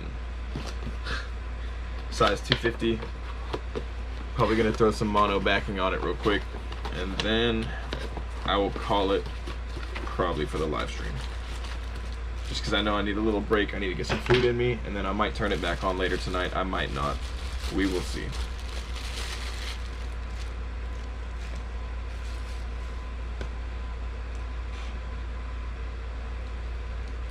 I do like the attention to detail.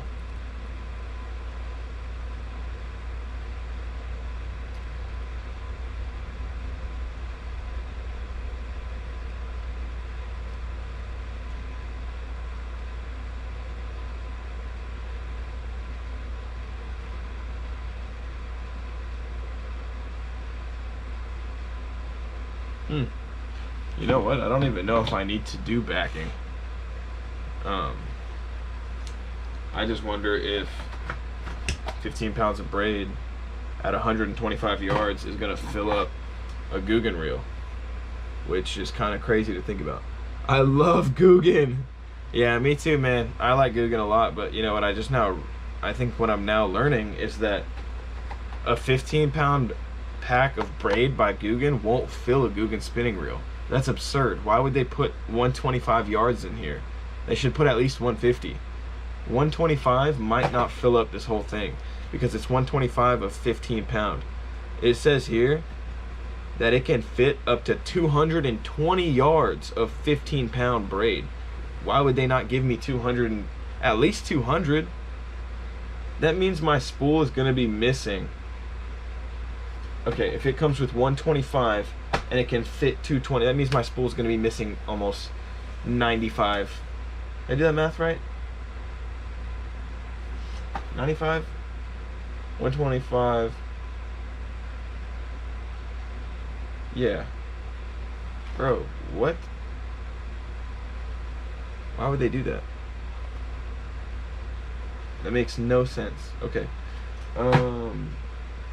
Googan, if you're watching this, which I know you're not, but if you end up watching this one day, which I hope you do, put 200 yards in your 15-pound braid. When people are buying a downsized braid, put more on the spool. If people are buying 50-pound braid, then put 125 yards. It's thicker diameter. 125 yards of 15-pound braid. What the heck was the point?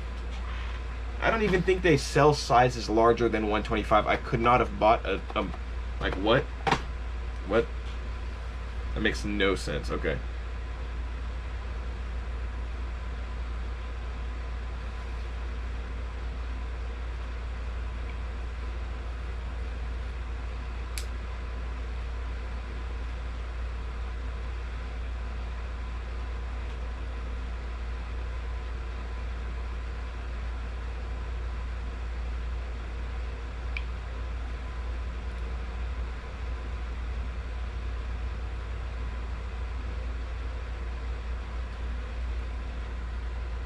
You don't put backing on your reels. How do you know if you should use backing or not? Bait casting or spinning? I don't use backing on my bait casters. No, I use I do use backing on my spinning reels. But I will say that when a reel company makes their reel with a rubber insole, this is called a rubber insole in the reel, excuse me. That rubber is supposed to grip braid. It's made for it. If you go watch the Googan Squad video on this reel, they'll talk about how this is made for you to be able to direct tie your braid to it so it grips it. Backing is the main purpose of backing is so your braid doesn't slip. Also, a secondary purpose is so that way it fills the spool up and you don't have to use as much braid. But in my personal opinion, if you're going to be a company that makes this rubber insole right here to grip direct tie to braid, and I buy your pack of braid, this is the largest size that they have. They don't offer a larger size yardage. It should at least come with enough to fill 90% of it, in my opinion. 125 and it holds 220. 125 and it holds 220. This is going to be missing almost like a huge chunk out of the spool. So I'm going to have to throw backing on there whenever I really don't want to. I was wanting to try the rubber insole that they had, you know what I mean, so I could give it a complete thorough review. The only way I'd be able to do that is if I used a braid that wasn't Googan. I would have to literally pull out a braid from here that has more than 200 yards on it, or at least 200. So that's crazy. That's nuts that they don't actually already put that on there. or at least put enough in your package of braid to fill your spool of Guggen. Like, I don't know, that does that not make sense to, like, I'm sorry, maybe I'm looking into it too far, but that doesn't make any sense at all. If I'm buying a Guggen Squad reel and I'm buying a pack of Guggen braid, it should at least fill the spool, or at 90% of it at least, not 70. What is that? 95 yards. It's missing 95 yards of line. No, that's crazy.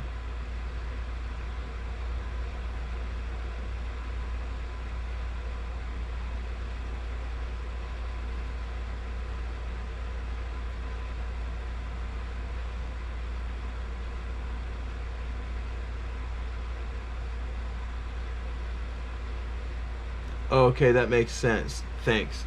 Oh, yeah, so, sorry, I kind of went more in on Guggen than I talked about backing. Yeah, the main purpose of backing is so that way it fills the spool up. If you're using braid and you direct tie your braid to a spool that doesn't have this rubber insole, your braid is going to have a tendency to want to slip unless you can put a small piece of electrical tape, which is what I used to do back in the day. But nowadays these companies have been making this rubber insole, which, to be honest, I think they copied Penn. Penn started this, but yeah, man, it's just not cool. I think they should put enough braid to at least fill. I mean, dude, 125 out of 220, that's barely 50 or 60%. That means I'm going to be missing 40% of my spool. No, that's going to look bad, man. That's not good.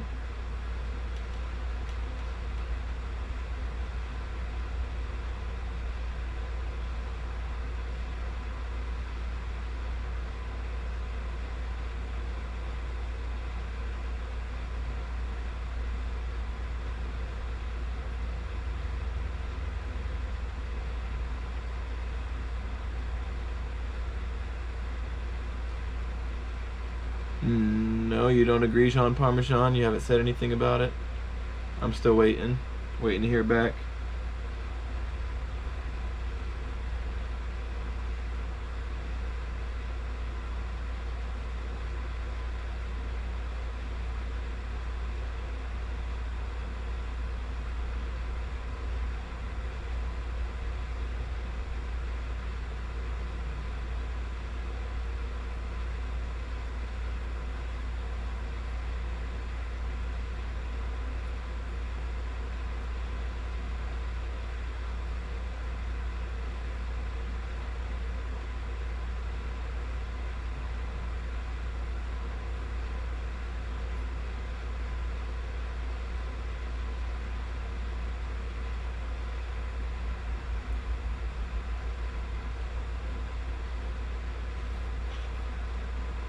Good old anchor knot right here.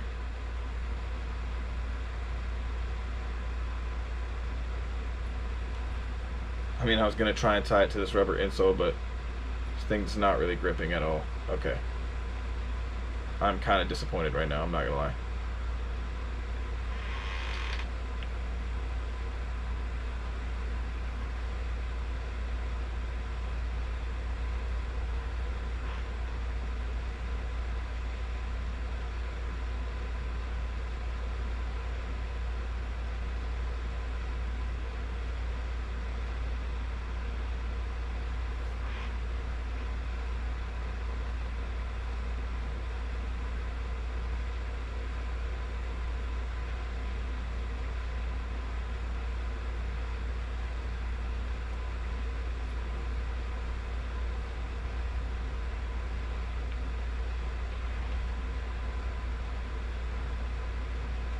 Okay, yeah, this is not really gripping anything at all. It's just getting caught under it, which is interesting. This is not supposed to have, yeah, what?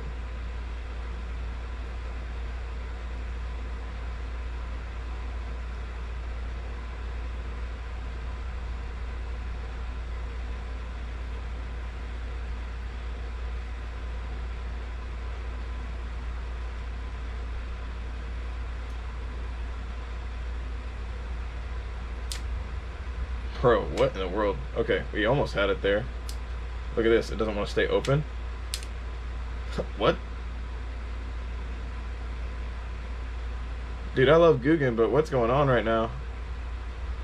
I'm just gonna chalk this up to user error.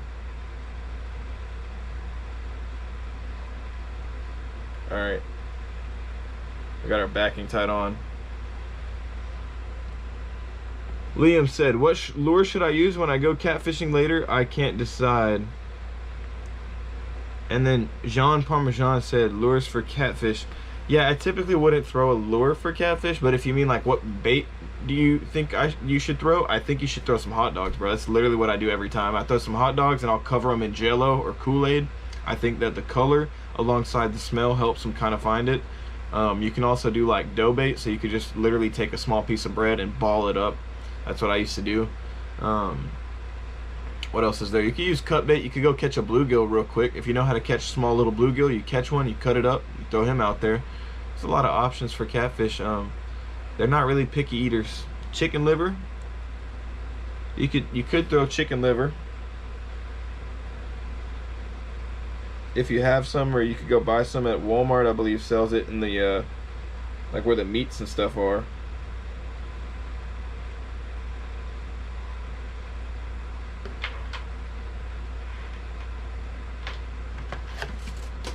Oh great, just dropped everything.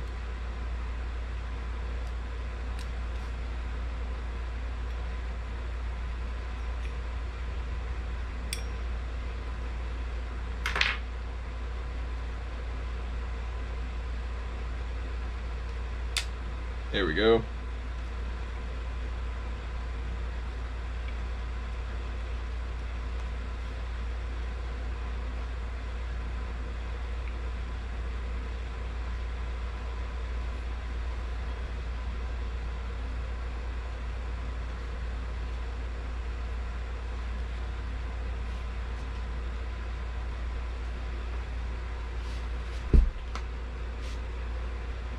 Huh. When you think about how I'm going to do this real quick, it's going to be tough to try and do this without some sort of method of spooling.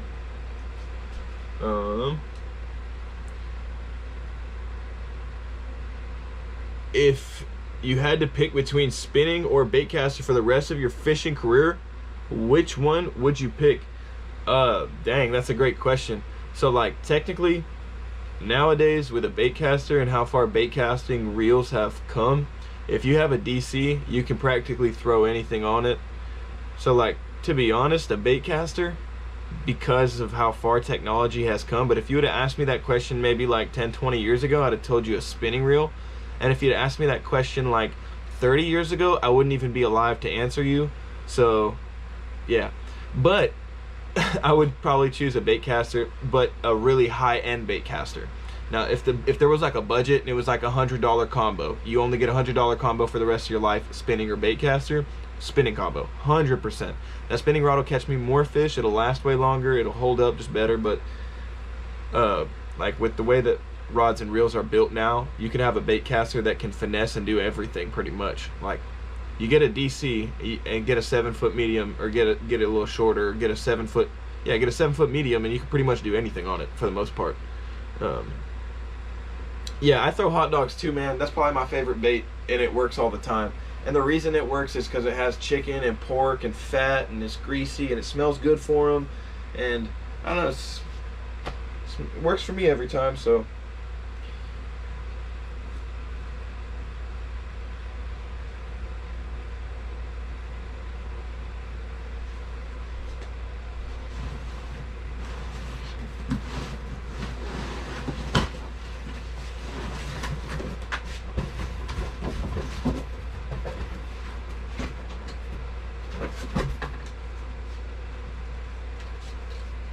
I'm going to borrow this telescopic rod from this spinning reel, so that way I can spool this up real quick.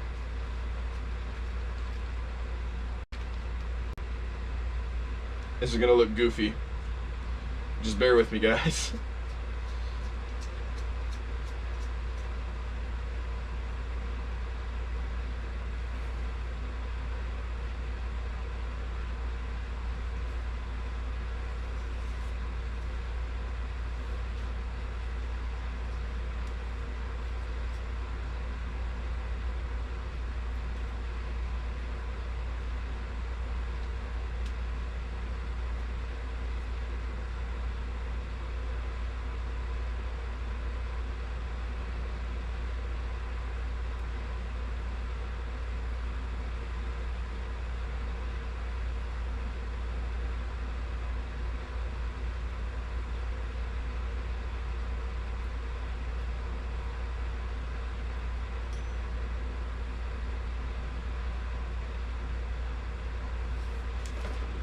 Hey, Jean Parmesan, if you're still in here, what kind of connection knot do you like to do once you put your backing on?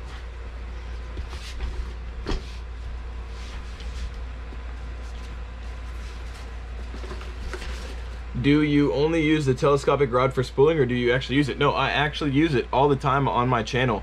I have videos of me fishing with the telescopic rod, so if you've checked out any of my latest videos, you should see it. It's also in my short videos quite often as well. I have a short video titled "Do Telescopic Rods Catch Fish?" I also have in my last video, or excuse me, not the last one, but the one before that, when I went river fishing and I tried out the $5 Whopper Plopper. I was using the telescopic combo as well, so I use it often on my channel. I think it's a good device to use, especially I'll probably end up using it this weekend on my trip because I'll be hiking and going into some remote areas. Granted, I do have some that are better than others. Like, this is a really cheap, affordable one you can get from Walmart. I would not necessarily say I recommend this for like anything that's like bigger game, but you could catch panfish, crappie, and some small bass on this. I've done it before, held up just fine. I only tie a blood knot. I can't tie an FG knot. Oh man, an FG knot's easier than a blood knot once you learn it. My favorite's an FG, but I meant, what kind of connection knot do you like for backing to your main line? You tie a blood knot from backing to main line? That'd be nuts. Also, for backing, it doesn't matter. At least for bass, they probably won't strip enough line to hit the knot. Yeah, that's why I was like, I was confused if you used a blood knot for backing, because I'm like, I just double uni. It's not like they're gonna see the knot anyways, is what I was gonna say. But yeah, I was talking about backing knots. For a leader knot, I only use FG. That's the only knot I trust. I think it's the best knot out there.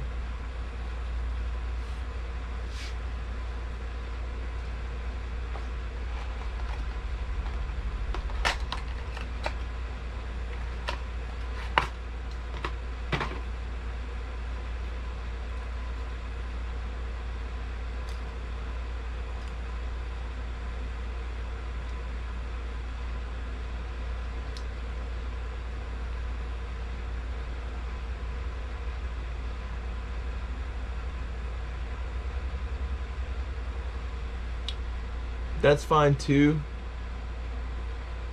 How long does it go up to the rod? I think this one right here is just a really short one. It's a 5.5 foot, so 5 foot 6 inches. Not really that big of a rod, but I have some that do extend longer than that. I do believe I have a 6 or a 7 foot medium heavy telescopic rod, and man, it's held up for, like, I've caught 2 or 3 pounders on it, and it works just fine. So that's fine too. I just use the blood knot because I know it well and can tie it quick. Yeah, man, definitely use whatever you're comfortable with, whatever you know how to tie efficiently, quickly on the water. And the best knot, I think, is the best knot is the one you know how to tie, right? The best knot is the one that you know that when you can see the way it cinches down is proper, you have a good knot. And when it's improper, you'll be able to know and cut it off and retie before you make a mistake, kind of thing. But yeah, man, I'll probably have a video out on my channel at some point on how to tie the FG knot, and I'll try and break it down in the simplest of ways so that way people can kind of understand it a little bit better.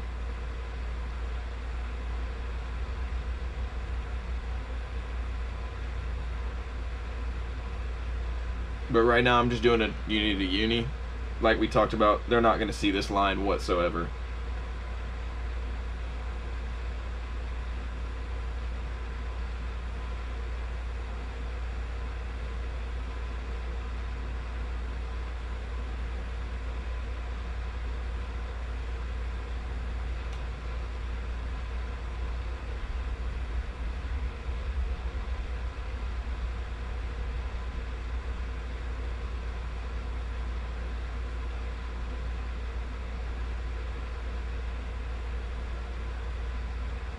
Hope everybody's had a good day so far, man. I know it's been a long day.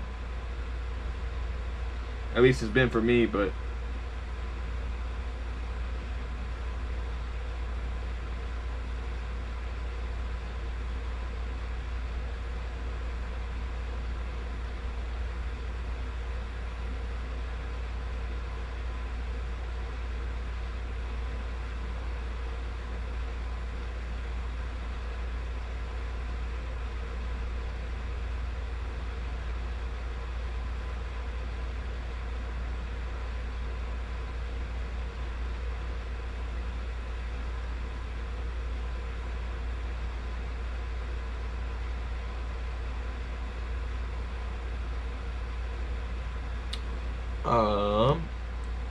That's a huge unboxing series you did. Should have used that money for a down payment on a boat.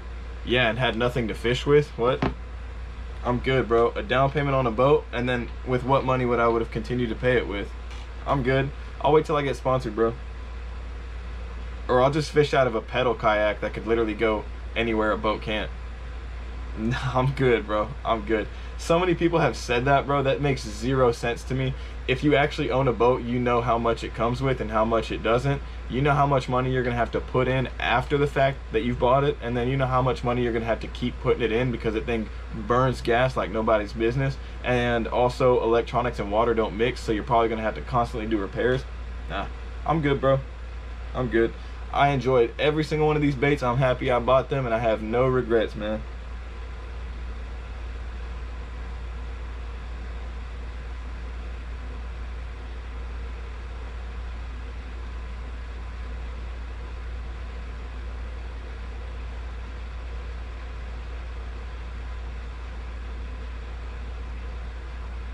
Down payment on a boat, bro.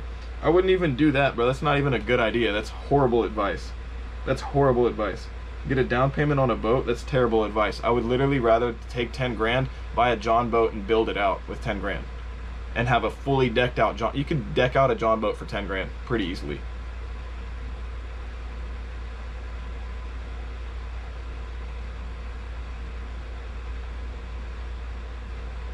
You want me to join you in that debt party, don't you? Don't take it personal, LOL. I own a boat, best purchase of my life. Yeah. No, I'm not taking it personal, man. I'm just like, I don't think it's a good idea at all. That's just me being so genuine. Like, I'm just blunt. I'm sorry if it sounded like I was taking it personal, but I don't think that's a good idea whatsoever. If you have the money for it, definitely.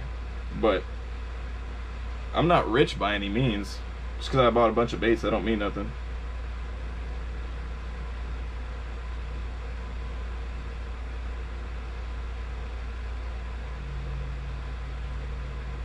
When did you buy your boat?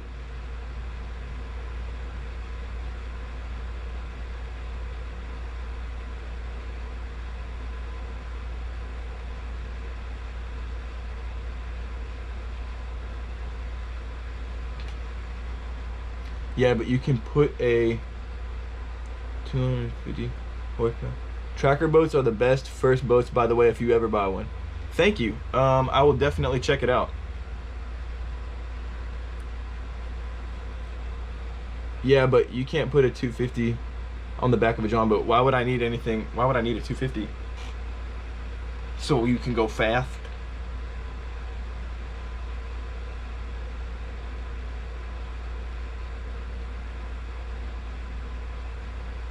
A lot of those tournament fishermen that like to go fast, they really like to race to their spots to get their ass kicked by the dude that's going slow. So I'm just gonna throw that out there.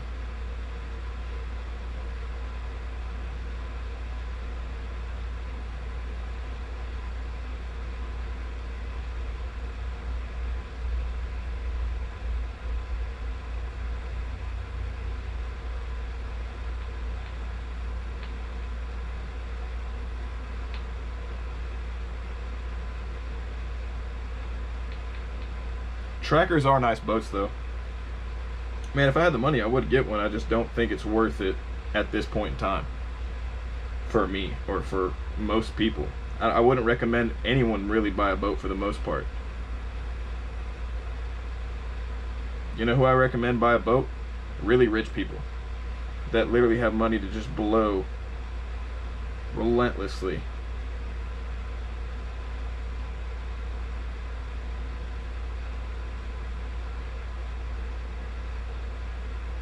Which, I mean, again, if you have it, bro, spend it. You can't take it with you, that's for sure.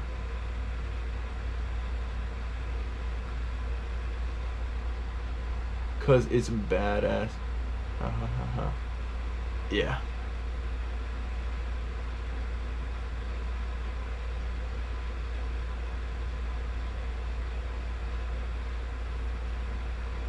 I guess everyone has their own likes and stuff like that. So if you like that, then go for it, man. If that's what you like. If I know a lot of people that own boats that they're just boaters, man. They're not real fishermen. They're just boaters. And there's nothing wrong with that. Like, if you just like boating, that's cool too, man.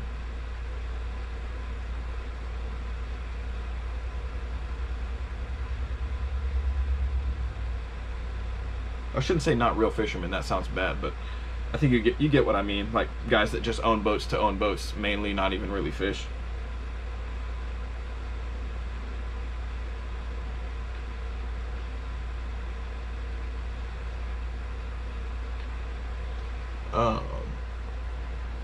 Or if you know how to, for sure, got to make the right decision for your situation. Yeah, exactly. Or if you know how to, or if you know how to use your money wisely. Well, would you buy a deep V or a bass boat? Bass boat. Bass boat for sure. Well, I don't know, man. Man, I'm not gonna lie. I really think that the whole John boat idea, it just seems like that's up my alley too. Like, another thing is, some people don't enjoy having a big rig. Like, some people like having a big rig, some people don't. Some people like having shallow aluminums that they can take up on the bank, and some people like having fiberglass. Some people like having a pedal drive kayak. Some people like having just a trolling motor. Like, there's a lot of different kind of vehicles, I guess, like water vessels that I think everybody kind of has their own liking, and everyone has their own like size and standard and what they would think is like perfect for them. So as long as at the end of the day you get something that you're comfortable in and you have fun fishing with, or you just enjoy at the end of the day, then that's all that matters. You're having a good day. It's your birthday. Hey, happy birthday to Four Wheelers and Fishing, man. That is what's up, bro. I hope you get to turn up and do something crazy fun today. You got to go out and eat somewhere. I know you said you're going to go to the fair. That's going to be cool, bro.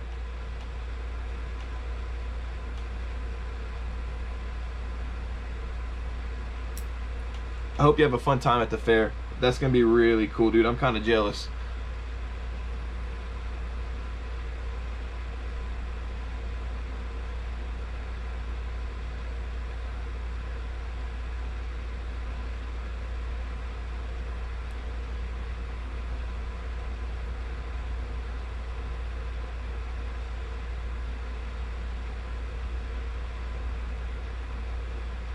I got a family dinner today at Olive Garden. I don't know if you guys are a fan of Olive Garden or not, but Fishing with Jonas.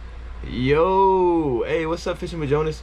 Fishing with Jonas said, is Gil here? No, I don't think Gil is here, man. I don't have a clue where Gil is. I'm 14 and I'm going to Bass Pro tomorrow. Bruh, you gotta pick up some baits, man. Hey, you gotta pick up some baits and you gotta come back and tell us what you got. I'm excited to hear what you got, dude.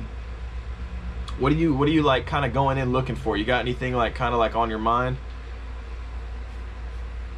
It's all right. What'd you need him for?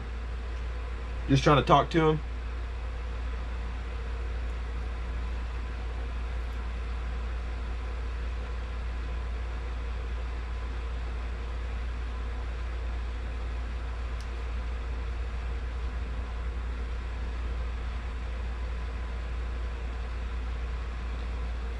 Are you putting on the 25? I actually already did the 25. Hey, Jean Parmesan said Tour of Italy for the win.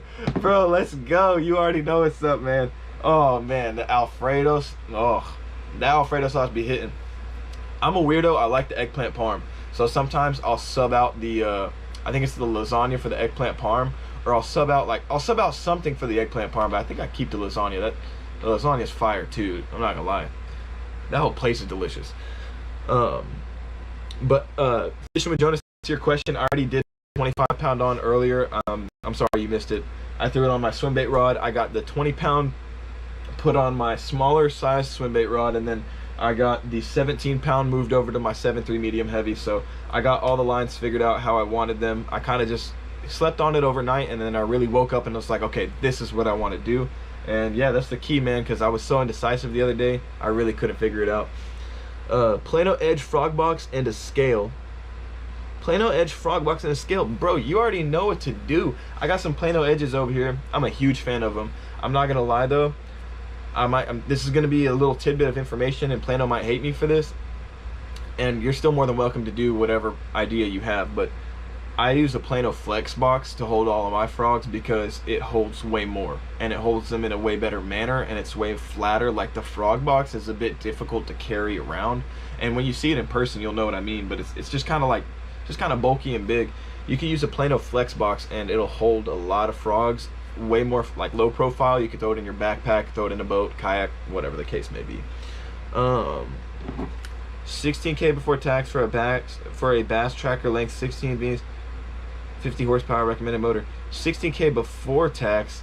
Oh golly, a lot of money, man. 16K before tax. That's a little bit of money, man. But it would be cool to have, dude, one day. But to be honest with you guys, I think I'm gonna try and win a tournament that has a free bass boat or something like that, or I'm gonna try and get sponsored, or I guess I won't be fishing out of a big boat rig, because I'm not gonna go out and spend money on that. Even if I had the money, there's something else I'd rather spend it on, I promise. Like I said, I think a John boat is more my style, maybe even a pedal kayak. I'm just not big on a big rig, and I've been on them before. Like, I've been on multiple people's rigs. I don't like them. I don't, man. It's good for fishing if you have multiple people, if you have a co, all that good stuff, but I fish alone. Most of the time I'm alone, so that's just me. I'm trying to fix my bait caster. What is wrong with it, Jonas?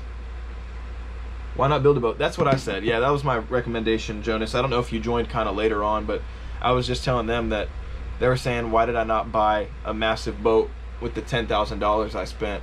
The reason being is because A, $10,000 would only be a down payment, and B, if I would have spent the 10 grand on any boat, it would have been building a John boat. Personally, that's just what fits my needs, though.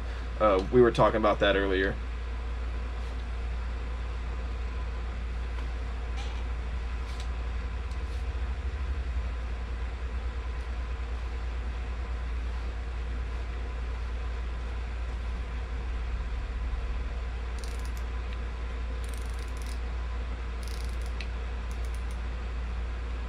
Always make sure to tighten your drags down whenever you're spooling in any kind of line, but more specifically braid, because if your line starts getting loose from underneath the spool, then you go to make a cast and then your line is coming out from underneath your line somehow, and it's like, how did this even happen? I didn't even cast it that deep.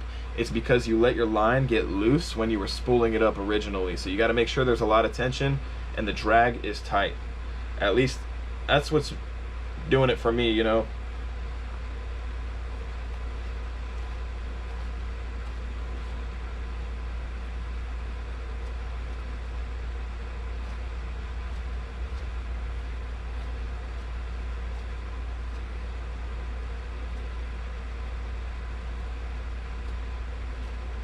We got 15-pound Googan Squad braid.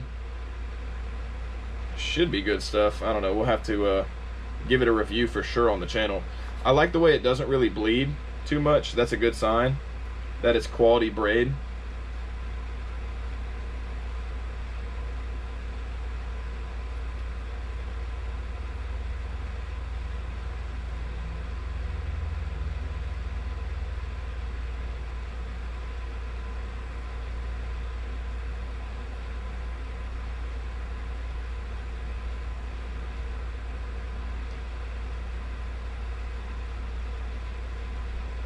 I think I'm just gonna throw all of this braid on here, to be honest.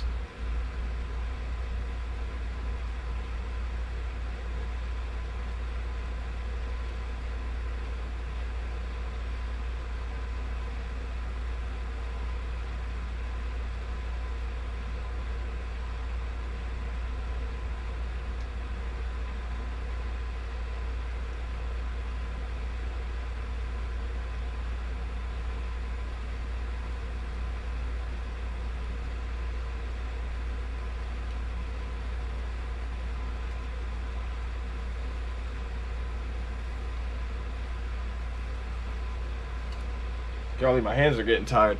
Gotta make sure to check the chat. Could you show me the Plano Flex frog box? Yeah, I will definitely show you it. Just let me finish this up. It won't reel and cast correctly. 15 on the live rig bait. Why not 20 on the live bait rig? No, this is I didn't throw, what? This is not my live bait rig. Oh, because you saw me drop shotting with worms in that video. Oh, no, this is the reel. I just put it on this on this telescopic rod so I could spool the line up. I'm gonna take this off and put it on a different rod. But I will definitely show you the Plano box. Just give me a quick moment, brother, to finish spooling this up.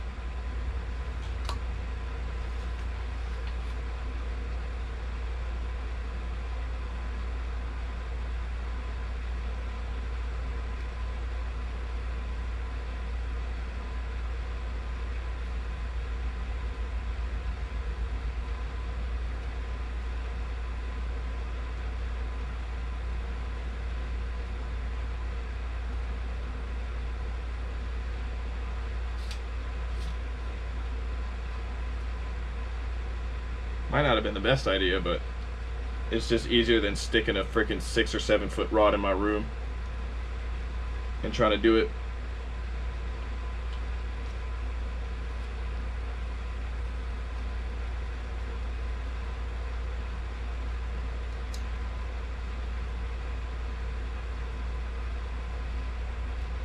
That's crazy, man. That's all the line Googan gives you right there. Y'all see that? That didn't even fill it up, man. Like, it looks like I already need to re-spool it. Holy cow.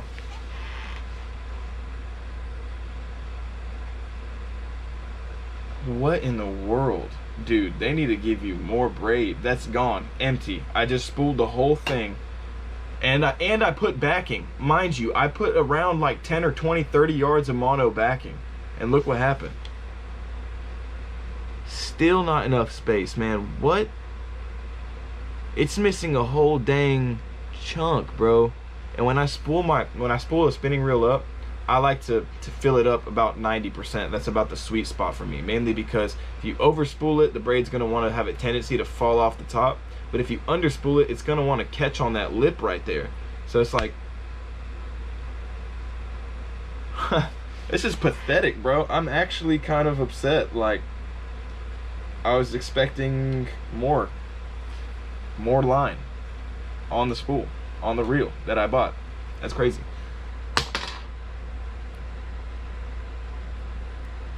Tomorrow I'm going to pick up some braid for my spinning rod. It is a 5/6 and it is a do-all. So what would be a good poundage to go with? Yeah, that's a scam, dude. That's kind of ridiculous. 125 yards. And the reel says on there it fills up 220. Why would they not at least give me 200 yards of braid? And it's 15 pound. Like, bro, the diameter of 15 pound braid is equivalent to literally, I think, like 8 pound monofilament, maybe less. It's really thin diameter, so I don't know how they expected it to fill up.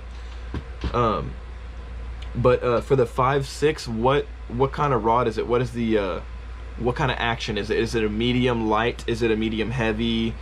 That kind of does play a part into it. But it being a 5/6, you can't go wrong with anything that is 15 pound test or under, honestly. 15 pound fluorocarbon or under as a main line, and then as a leader I would tie I would just tie 8 to 6 pound leaders, and that's pretty much it, man. You could get away with catching a whole bunch of fish. 15 pound braid as a main line, and then learn how to tie leaders with FG knots. Yeah, that's the best way to catch them, man. My bad, Jonas. I didn't mean to confuse you, bro. This is what goes on here. I was just using this as a little holder for that reel. Sorry for the confusion.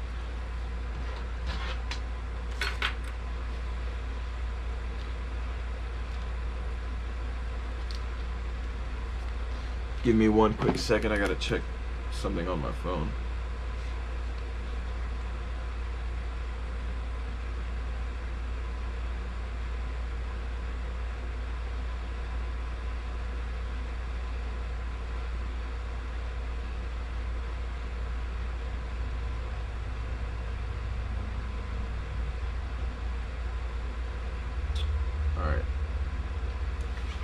It's a medium action. Yeah, then I definitely, so on my medium rod I have 10 pound braid. You could even go 10 pound braid. So the thinner diameter your braid, the further you're going to be able to cast it. because braid is made out of it's made out of nylon like fiber. You know what I mean? Like imagine like you took a like a blanket or something like that and you held it up in the wind. It would catch a lot of that wind because there's so many little microfibers that literally act like a net, right? It's a bunch of weaved fibers that create a net. That's the same concept with braid. It's a bunch of weaved fibers that almost act like a net when they're being caught in the wind. So if you've ever thrown braid in the wind, you know that those don't really mix. So the best tip I can give you is to go with a finesse size braid on your spinning reel. Go with a 10 or a 15 pound braid. I know, honestly, man, like Pro Jacob Wheeler literally uses 8-pound micro, I think it's called micro something, man. Like he uses like extra small line diameter braid, and he goes 8-pound braid. 8-pound braid is insanely finesse already to get 8-pound braid. Then nano braid, I think is what it's called. He goes 8-pound nano braid by Suffix. That's ridiculously thin diameter. That's literally the diameter of 6-pound monofilament. That's nuts. But it allows him to make freaking 30-40 yard casts. It also looks so invisible in the water. It has no water resistance. It has no wind resistance. So the thinner diameter you go on that rod, you'll probably be better off.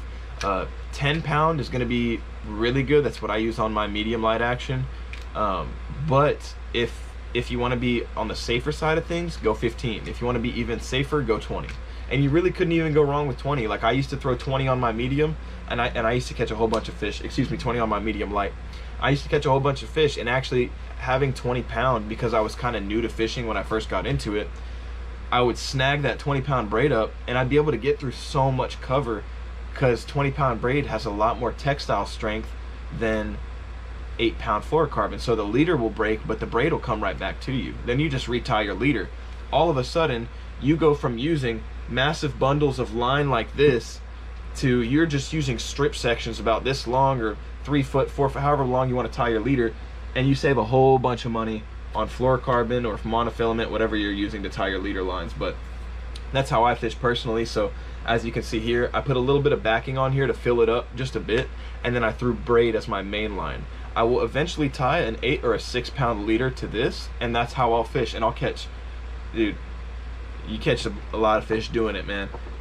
You just got to get confident in tying leader knots. That's the most important thing, and having the confidence in a leader knot. Don't be afraid of tying them, man. They exist for a reason.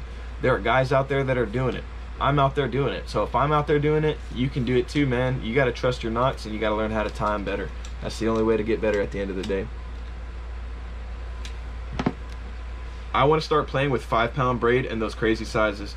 Jean Parmesan, you seem like you're a seasoned veteran, bro. I'm not gonna lie, you seem like you got a few years of fishing under your belt. Yeah, man, I feel the same way. I've been wanting to experiment with some. I've been trying to find a 7-pound braid. I think that'd be nuts, but I haven't really found it anywhere. I haven't really looked hard enough though, so maybe I gotta give it a better look through. But let me know if you end up doing that, bro. If you go with a 5-pound braid, that's ridiculously small, but I totally could see it catching fish. And yeah, man, it's just a really nice diameter. Does braid fray when cut? Yes, it does. So I don't know if I would throw braid around rock. That's the one area I don't recommend throwing braid. You can throw braid around wood cover, but I still don't really recommend that as well, because braid has a tendency to wrap around things because it doesn't have memory, so it's very loose and limp. It wants to literally, once it wraps around a log, that's it. It's done. It's gonna saw into that wood and pretty much not want to come out. Now you can break it if it's dead wood. You can use that braid strength to literally break the piece of wood and bring it all with you. Or if you're fishing grass, lily pads, and all that good stuff, always go braid, because the braid literally acts like a serrated knife cutting through all the vegetation. But I would not recommend throwing it around rocks, because it does fray very easily when it's cut up against a sharp edge. And those rocks down there, you don't know what you're dealing with. If you're dragging a football jig or whatever you may be doing, it's going to be really sharp. So I mean, I typically don't throw braid underwater. For the most part, it's me throwing braid on top water. If I do throw braid underwater, it's me flipping and pitching or throwing a swim jig in vegetation. What braid should I use on a Quantum CX 200 on a 6-foot medium action? Great question. Same braids, man. I would throw a 15-pound braid, 10-pound braid. Guys, even on a 7-foot medium heavy, I would throw 10 or 15-pound braid.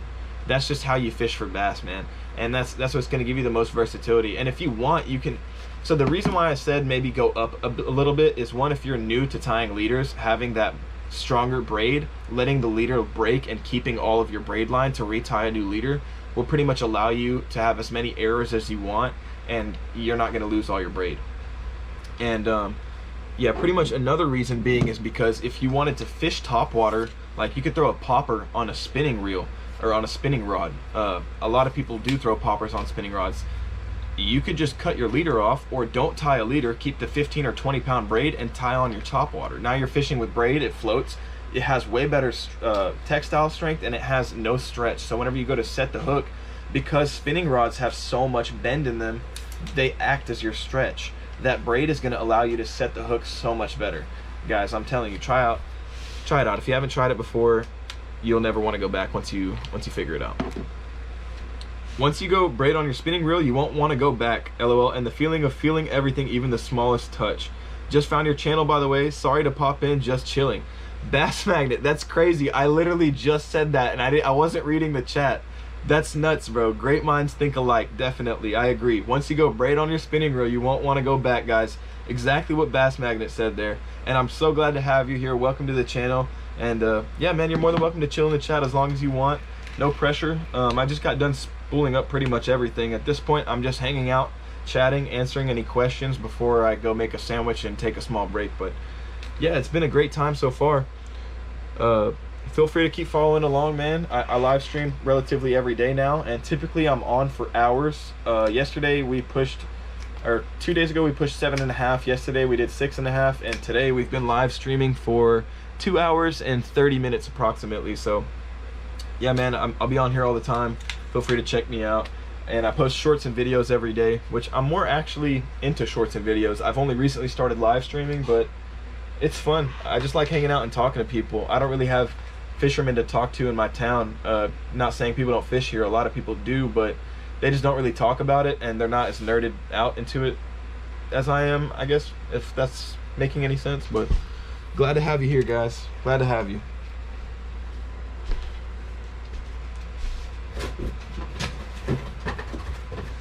Hey, and I just want to say, guys, shout out to all y'all for literally giving some great questions, and just keeping me entertained as well. You know what I mean? Like I'm bouncing off information off of y'all. Can I see your Plano frog box? Yes. Oh my gosh, bro. I'm so sorry, four-wheelers. Let me get that right now.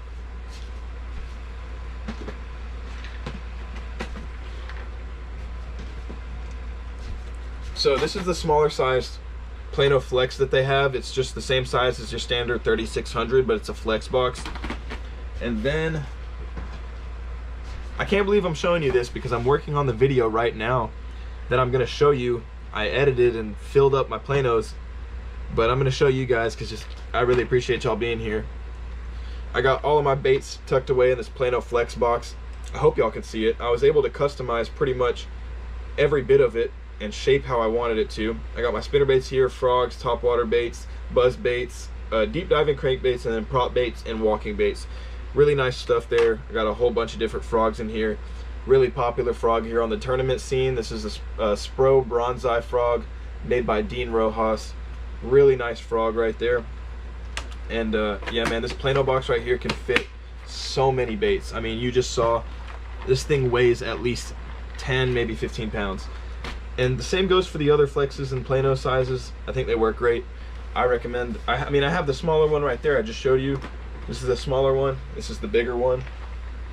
And I have them both. I recommend them both. I just don't really recommend the frog box because you can't do anything with it other than put frogs in it for the most part.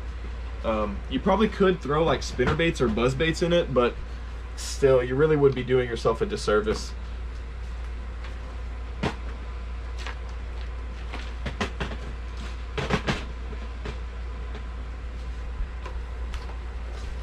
Just gonna do a bit of cleanup here.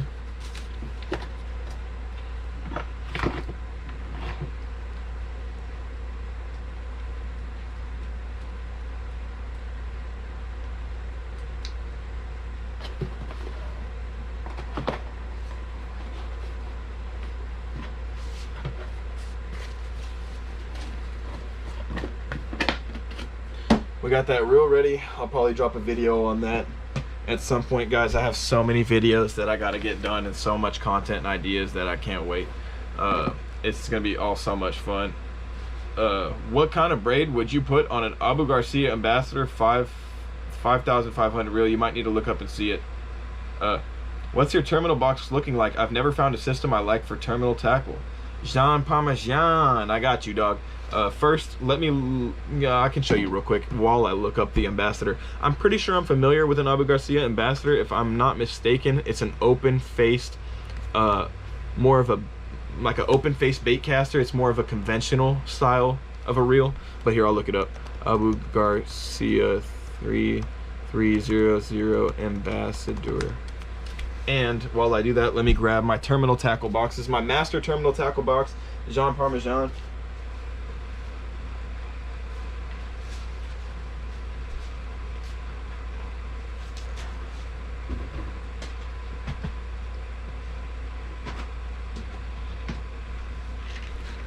I genuinely just recommend buying the Plano Edge Master Terminal Tackle Box. That's the best way to go. I really didn't have a good terminal method either. I mean, everyone has the same terminal method. It's you get a Plano and you throw all your stuff in it, right? This is way more organized. I like the cases for everything. Just to give you a really quick breakdown, I don't want to go too much in detail because I'm doing a full video on this and I don't want to take anything away from that. But obviously the hard hook containers, weight containers, specific containers, you can put whatever you want in there. You know, punch and skirts, whatever you want, kind of down here. Miscellaneous, you could put like little clippers here, a little pliers or something. And then the weight retainers, of course, that's just next level, man. You can't overlook that, and the attention to detail, as well as every bit of the box has a spot where you can label it, and these can be taken out actually. So here, I'll show you real quick. You can actually take these weight retainers out. So if your buddy was like, hey man, can you throw me some drop shot hooks, and he's going to one side of the pond, you're going to the other, take out one of these, fill it with whatever, hand it to him, he's off on his way. Or you fill it with whatever you want. You don't want to take your whole terminal box with you. Fill one of these little boxes with whatever you want, take it out, throw it in your pocket, go hit the bank, walk right back, slide it in like nothing ever happened. It's just a permanent, effective method of holding your terminal. I personally like it a lot. Which one of my tackle boxes am I? Bass Magnet said, yeah, it's nice to meet you. It's nice to meet other anglers. I'm from North Carolina, so we got quite a bit of anglers out here. Do you bank fish or do you boat fish? I do not own a boat currently. I wish I had one. I'm working towards getting one and saving up towards something. I don't know, maybe a John boat build. We were all kind of talking about it earlier, maybe a tracker.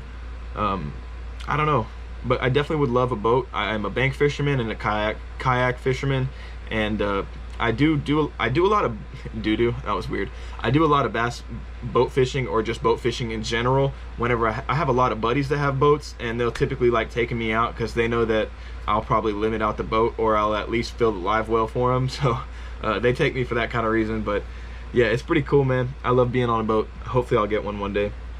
And it is a pleasure meeting you as well. I know a lot of guys from North Carolina that are anglers. Y'all got some big hammers. And my favorite box, honestly, to date, is probably my jig box, which I'm gonna keep that one a secret. I kind of like keeping hooks in their original packaging. Had the Bass Mafia terminal box, trash. Yeah, I'm not gonna lie, I agree with both statements. I don't really like the Bass Mafia terminal box, mainly because it's just literally the same thing as any other Plano with a bunch of tiny little dividers. Does not make any sense to me. Whenever you have, sure, you have drop shot and wacky hooks, but other than that, you literally have everything is like a 4/0, 5/0 massive EWG, flipping hook, punching, whatever. It just didn't make a lot of sense for me. The Master Terminal is the way to go. It's a bit expensive, but the rust resistance, the labeling, the organization, and the way it keeps everything from flying around, bro. It's worth it.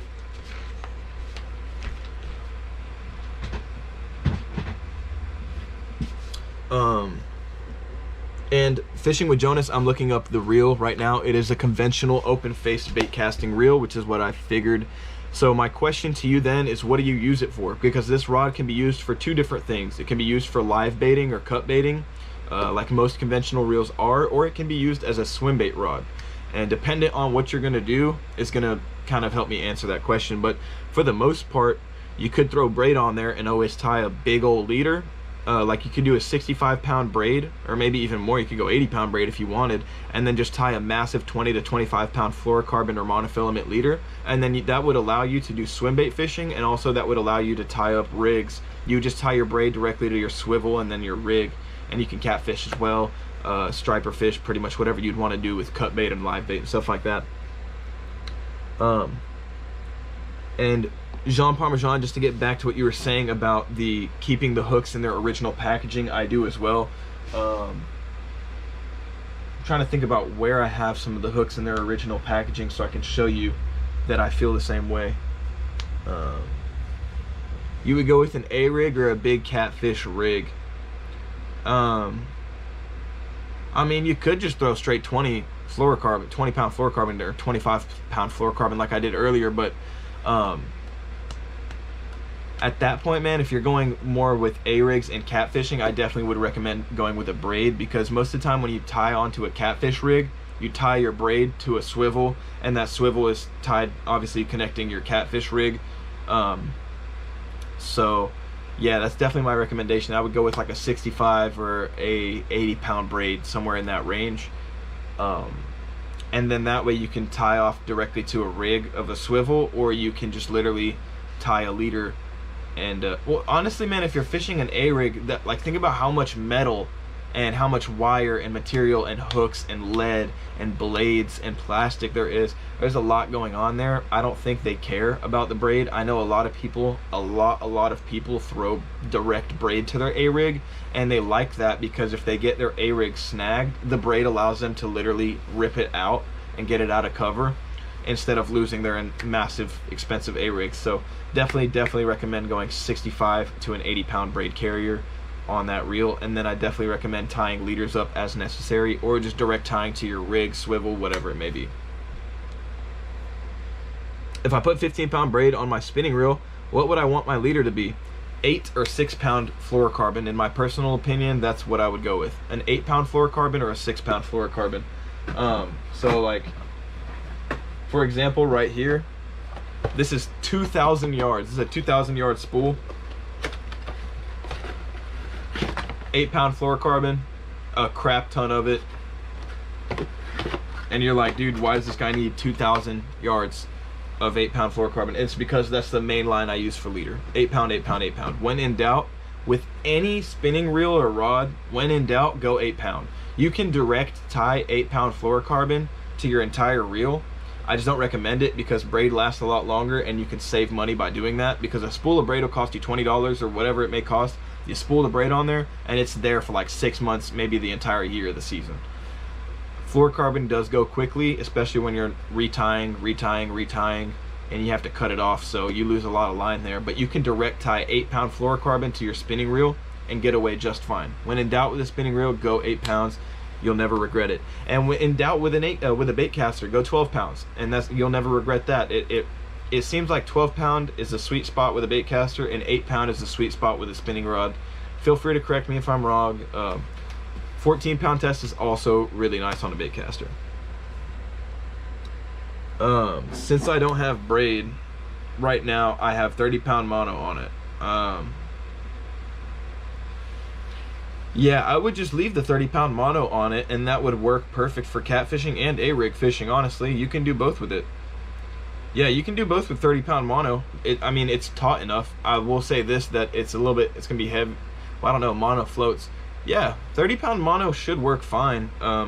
Just in the future, you might want to look into upgrading to some braid. It'll be more sensitive, it'll be more direct contact, it'll help you get it in and out of cover, all that good stuff. Could I use 6-pound mono for my leader? Yeah, you could, but it depends what you're doing. If you're going 6-pound mono, then you want to make sure that the weight of your lure is enough that it's pulling your line down, because leader line, like, typically when you use a leader line, it's because you're doing some sort of underwater presentation, because if you were doing topwater, you wouldn't tie a leader line. You would just direct tie your braid to your topwater, because braid floats, and it's direct contact, so you get a better hook set, more sensitivity, all that good stuff. But in your case you're using a braid to mono, which is fine. I've done it before. You can use monofilament as leader. I will say this, I don't recommend going above 10-pound monofilament as leader. 10-pound and under mono leader can operate the same way as fluorocarbon, if not better sometimes, because fluorocarbon doesn't have stretch. Fluorocarbon has stretch, but not nearly as much as monofilament. So when you're using braid, you have no stretch, and mono has a lot more stretch. It has more give to it. So whenever you go to set the hook, it'll want to penetrate and hook, but it won't want to rip out. And it also seems like it's just like a mix and best of both worlds. So you definitely could go with the 6-pound mono, especially if that's all you have. Don't go out of your way to go get it. 30-pound mono on it. I'm assuming you're saying that you are using it for A-rigging and catfishing, so I'm sure it'll work out just fine. I have no doubts about it.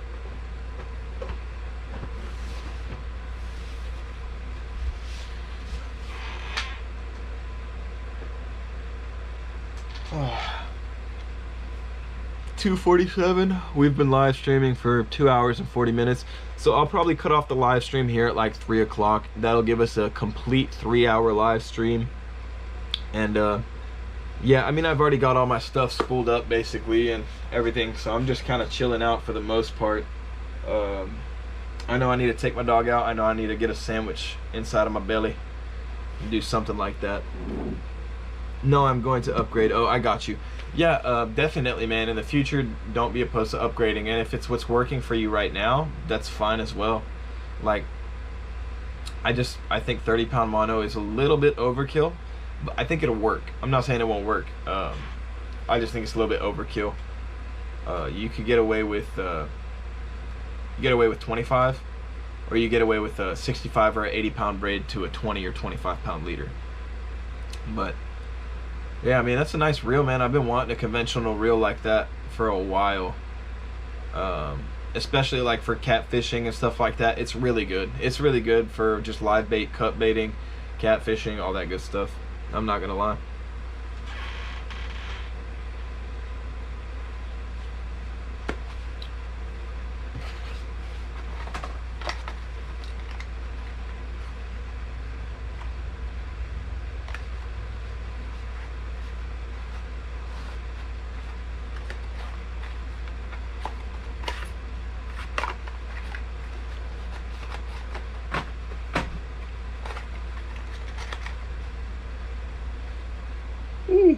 Hey, quick tip I can give you guys real quick. I know nobody asked, but I just like to spew out information.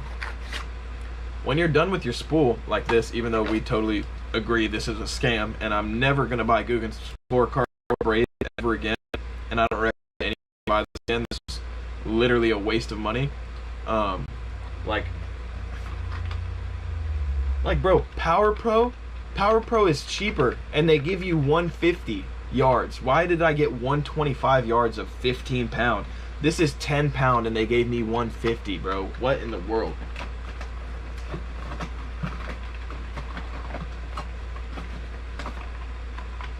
This is 50 pounds and they still gave me 150 yards. Okay, yeah. I don't recommend buying Guggen Squad braid, guys.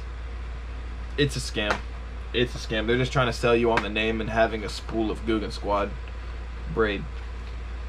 That's upsetting. Also kind of to be expected. But anyways, the tip I was trying to give is whenever you're done spooling up, don't throw the reel away, or don't throw the spool away. You can use this for any extra line that you might have laying around, or any line that you might want to use for leader. Like for example, this right here is 10-pound monofilament. I took this off of my reel whenever I was putting on different line. But this was just backing. This wasn't used for anything. This never saw any sunlight or water. It's perfectly fine.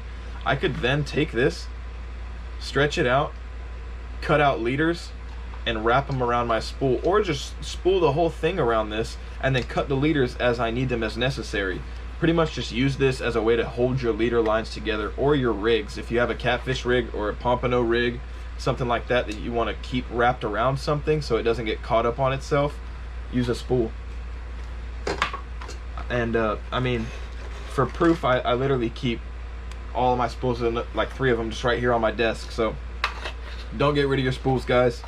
It's really good to keep them. They have multiple uses. And it also just lets you know what you have or what you used. Like that way I don't throw it away. I go fishing, I say, dude, what braid did I put on here? I don't even remember. I can always look at the box or look at the reel and it'll tell me, oh, I put 15-pound braid on. I know because there's no more there and it's on my reel. So it's a little piece of information.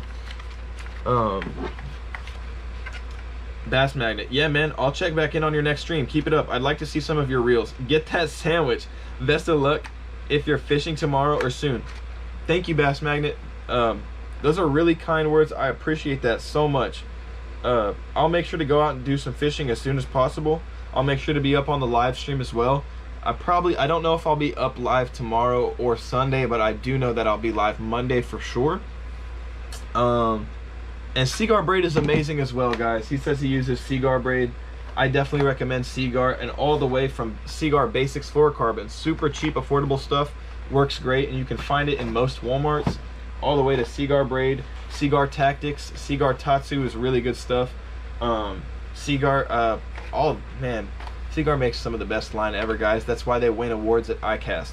They make some really good stuff, guys. So Bass Magnet, he's on to something, guys. Y'all go check out Seaguar braid if you're looking for a good line. I personally use Tactics Seaguar braid. It's probably one of my favorite. I know a lot of people like Smackdown. That's another top quality braid. Y'all go check them out. Bass Magnet, if I could ask you a quick question, if you're still here, what Seaguar braid do you like to use? Do you like Smackdown? Do you like Tactics? Do you like etc.? Just let me know. And also, what fluorocarbon Seaguar do you like to use if you do use it? I got to buy a new bait caster. Mine is broken. Jonas, you definitely have to, brother. I'm not gonna lie. When you get a bait caster, that opens up the world of power fishing. You can't power fish with a spinning reel. I don't care. You cannot throw a chatterbait on a spinning reel and catch the heck out of them. It just doesn't work like that. I've tried it. I look like a goofball. I don't care. I still tried it. It doesn't work. It really doesn't. Throw a chatterbait on a power rod. That's it. Straight up. And you'll catch more fish. You'll have the backbone to hook set and really reel those fish in whenever they're fighting. Especially because, dude, a chatterbait, oh my gosh, the smallest fish I think I've ever caught on a chatterbait might be a 2-pounder, and the biggest is a 5.5. So I don't know. Definitely might have to get one, brother. I'll be chilling, guys, probably for 13 more minutes in the live stream. We got 13 more minutes. Make sure y'all hit the thumbs up button if you haven't already. Like, subscribe, all that good stuff. You don't have to. I'm not gonna sit here and beg for it. I think that's weird, but I do appreciate it as it helps the channel grow. It allows me to continue to get on live stream. It also makes me feel supported to get on live stream whenever you guys are, letting me know that you're enjoying it, whether it be verbally or hitting the thumbs up button or following along the channel. It means a lot to me, so I appreciate you guys. You have an old Quantum and it's broke. Gosh dang it. I have a telescopic Quantum, and it's probably one of my favorite telescopic rods in the game. It's called a Quantum Telecast or something. Here, let's look it up real quick while we got a chance, Jonas. Quantum Telecast no, I don't think I got the combo. I think I just have the rod. Yeah, Quantum Telecast. It's literally $24.99 at Sports Academy, and that is the best telescopic rod I've had in a while. Now, they do make better ones. Daiwa makes better ones. But, yeah, Quantum reels are really nice as well. But they are old school. So, if you have an old Quantum, I could definitely see how it's probably a bit outdated, needs to be replaced. But, man, Quantum makes some really good stuff. And if you haven't checked out Quantum Hot Sauce, that stuff is legit as well. Quantum Hot Sauce reel oil and grease. That's the top tier stuff in my opinion. I'd throw that all over my jank. But anyways,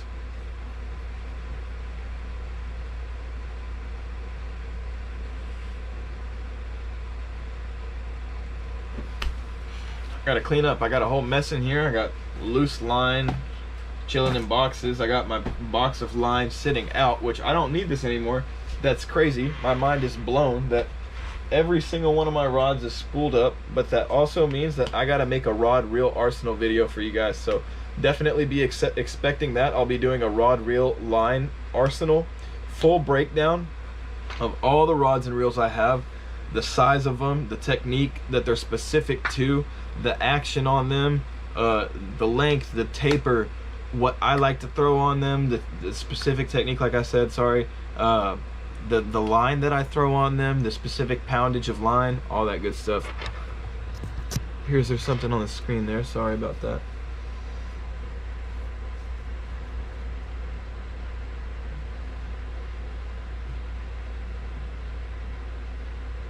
I also got an old Daiwa bait caster, but it's extremely outdated. Yeah, man, Daiwa has been around for a while. They have been producing some legit stuff. I like Daiwa.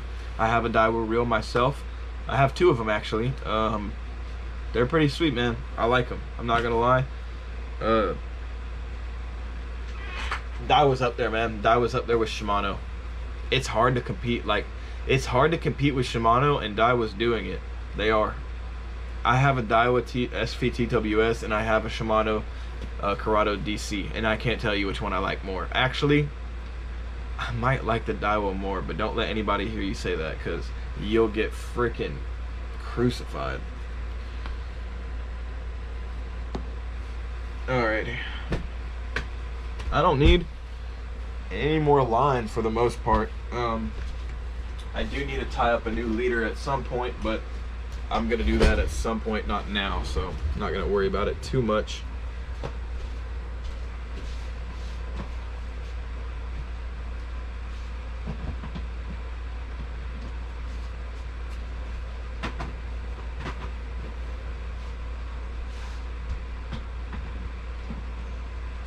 Just cleaning up a little bit. Sorry if I'm not face to face with the camera.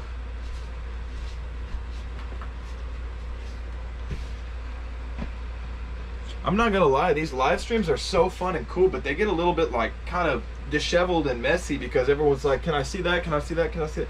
And I just pull it out and show stuff, but I don't put it back where it's supposed to go. That's my fault. I need to be putting stuff back where it goes. I mean, it turns into a mess in here, I'm not gonna lie. See you later, brother. It's good chatting with you. Thanks for being here. Thank you always, Fishing with Jonas. I'll catch you next time, brother. We'll have a great chat, and again, any questions you might have, you know I'll be here to answer them. And again, I always appreciate you guys being here. So, until next time, brother.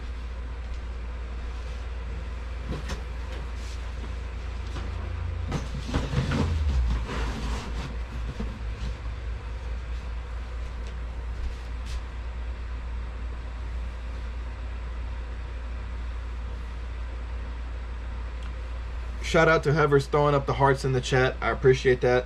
That means the most. Thank you so much. Please drop a thumbs up button before y'all head on out of here. That'll mean the world to me.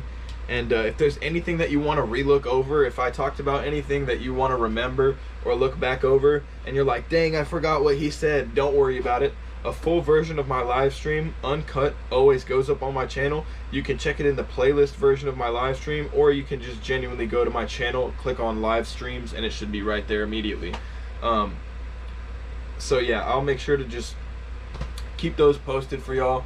And yeah, there's not really much more else to say, guys. I really appreciate y'all being here as always. You know, we've been rocking out for a few days now, and I think I'm kind of getting the hang of it. I'm really enjoying the whole live stream thing, so yeah.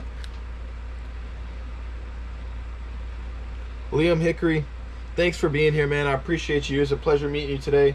I hope to see you next time in the live stream. Feel free to join whenever. Ask anything, ask away. I'll be here for it.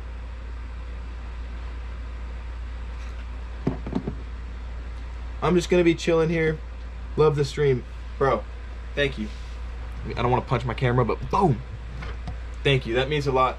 I put a lot of energy into them, and I try and stay as prepared as possible so I don't have to walk away from the stream a lot or be on my phone, be doing dumb stuff. I really like to try and pay attention to what you guys have to say. I really want everyone's comments and chats to really see the, you know, like get their own light. And you know, I think everyone's saying something because they got something they really want to get out there. So I'll definitely be trying to voice it as much as I can. See y'all later, guys. It was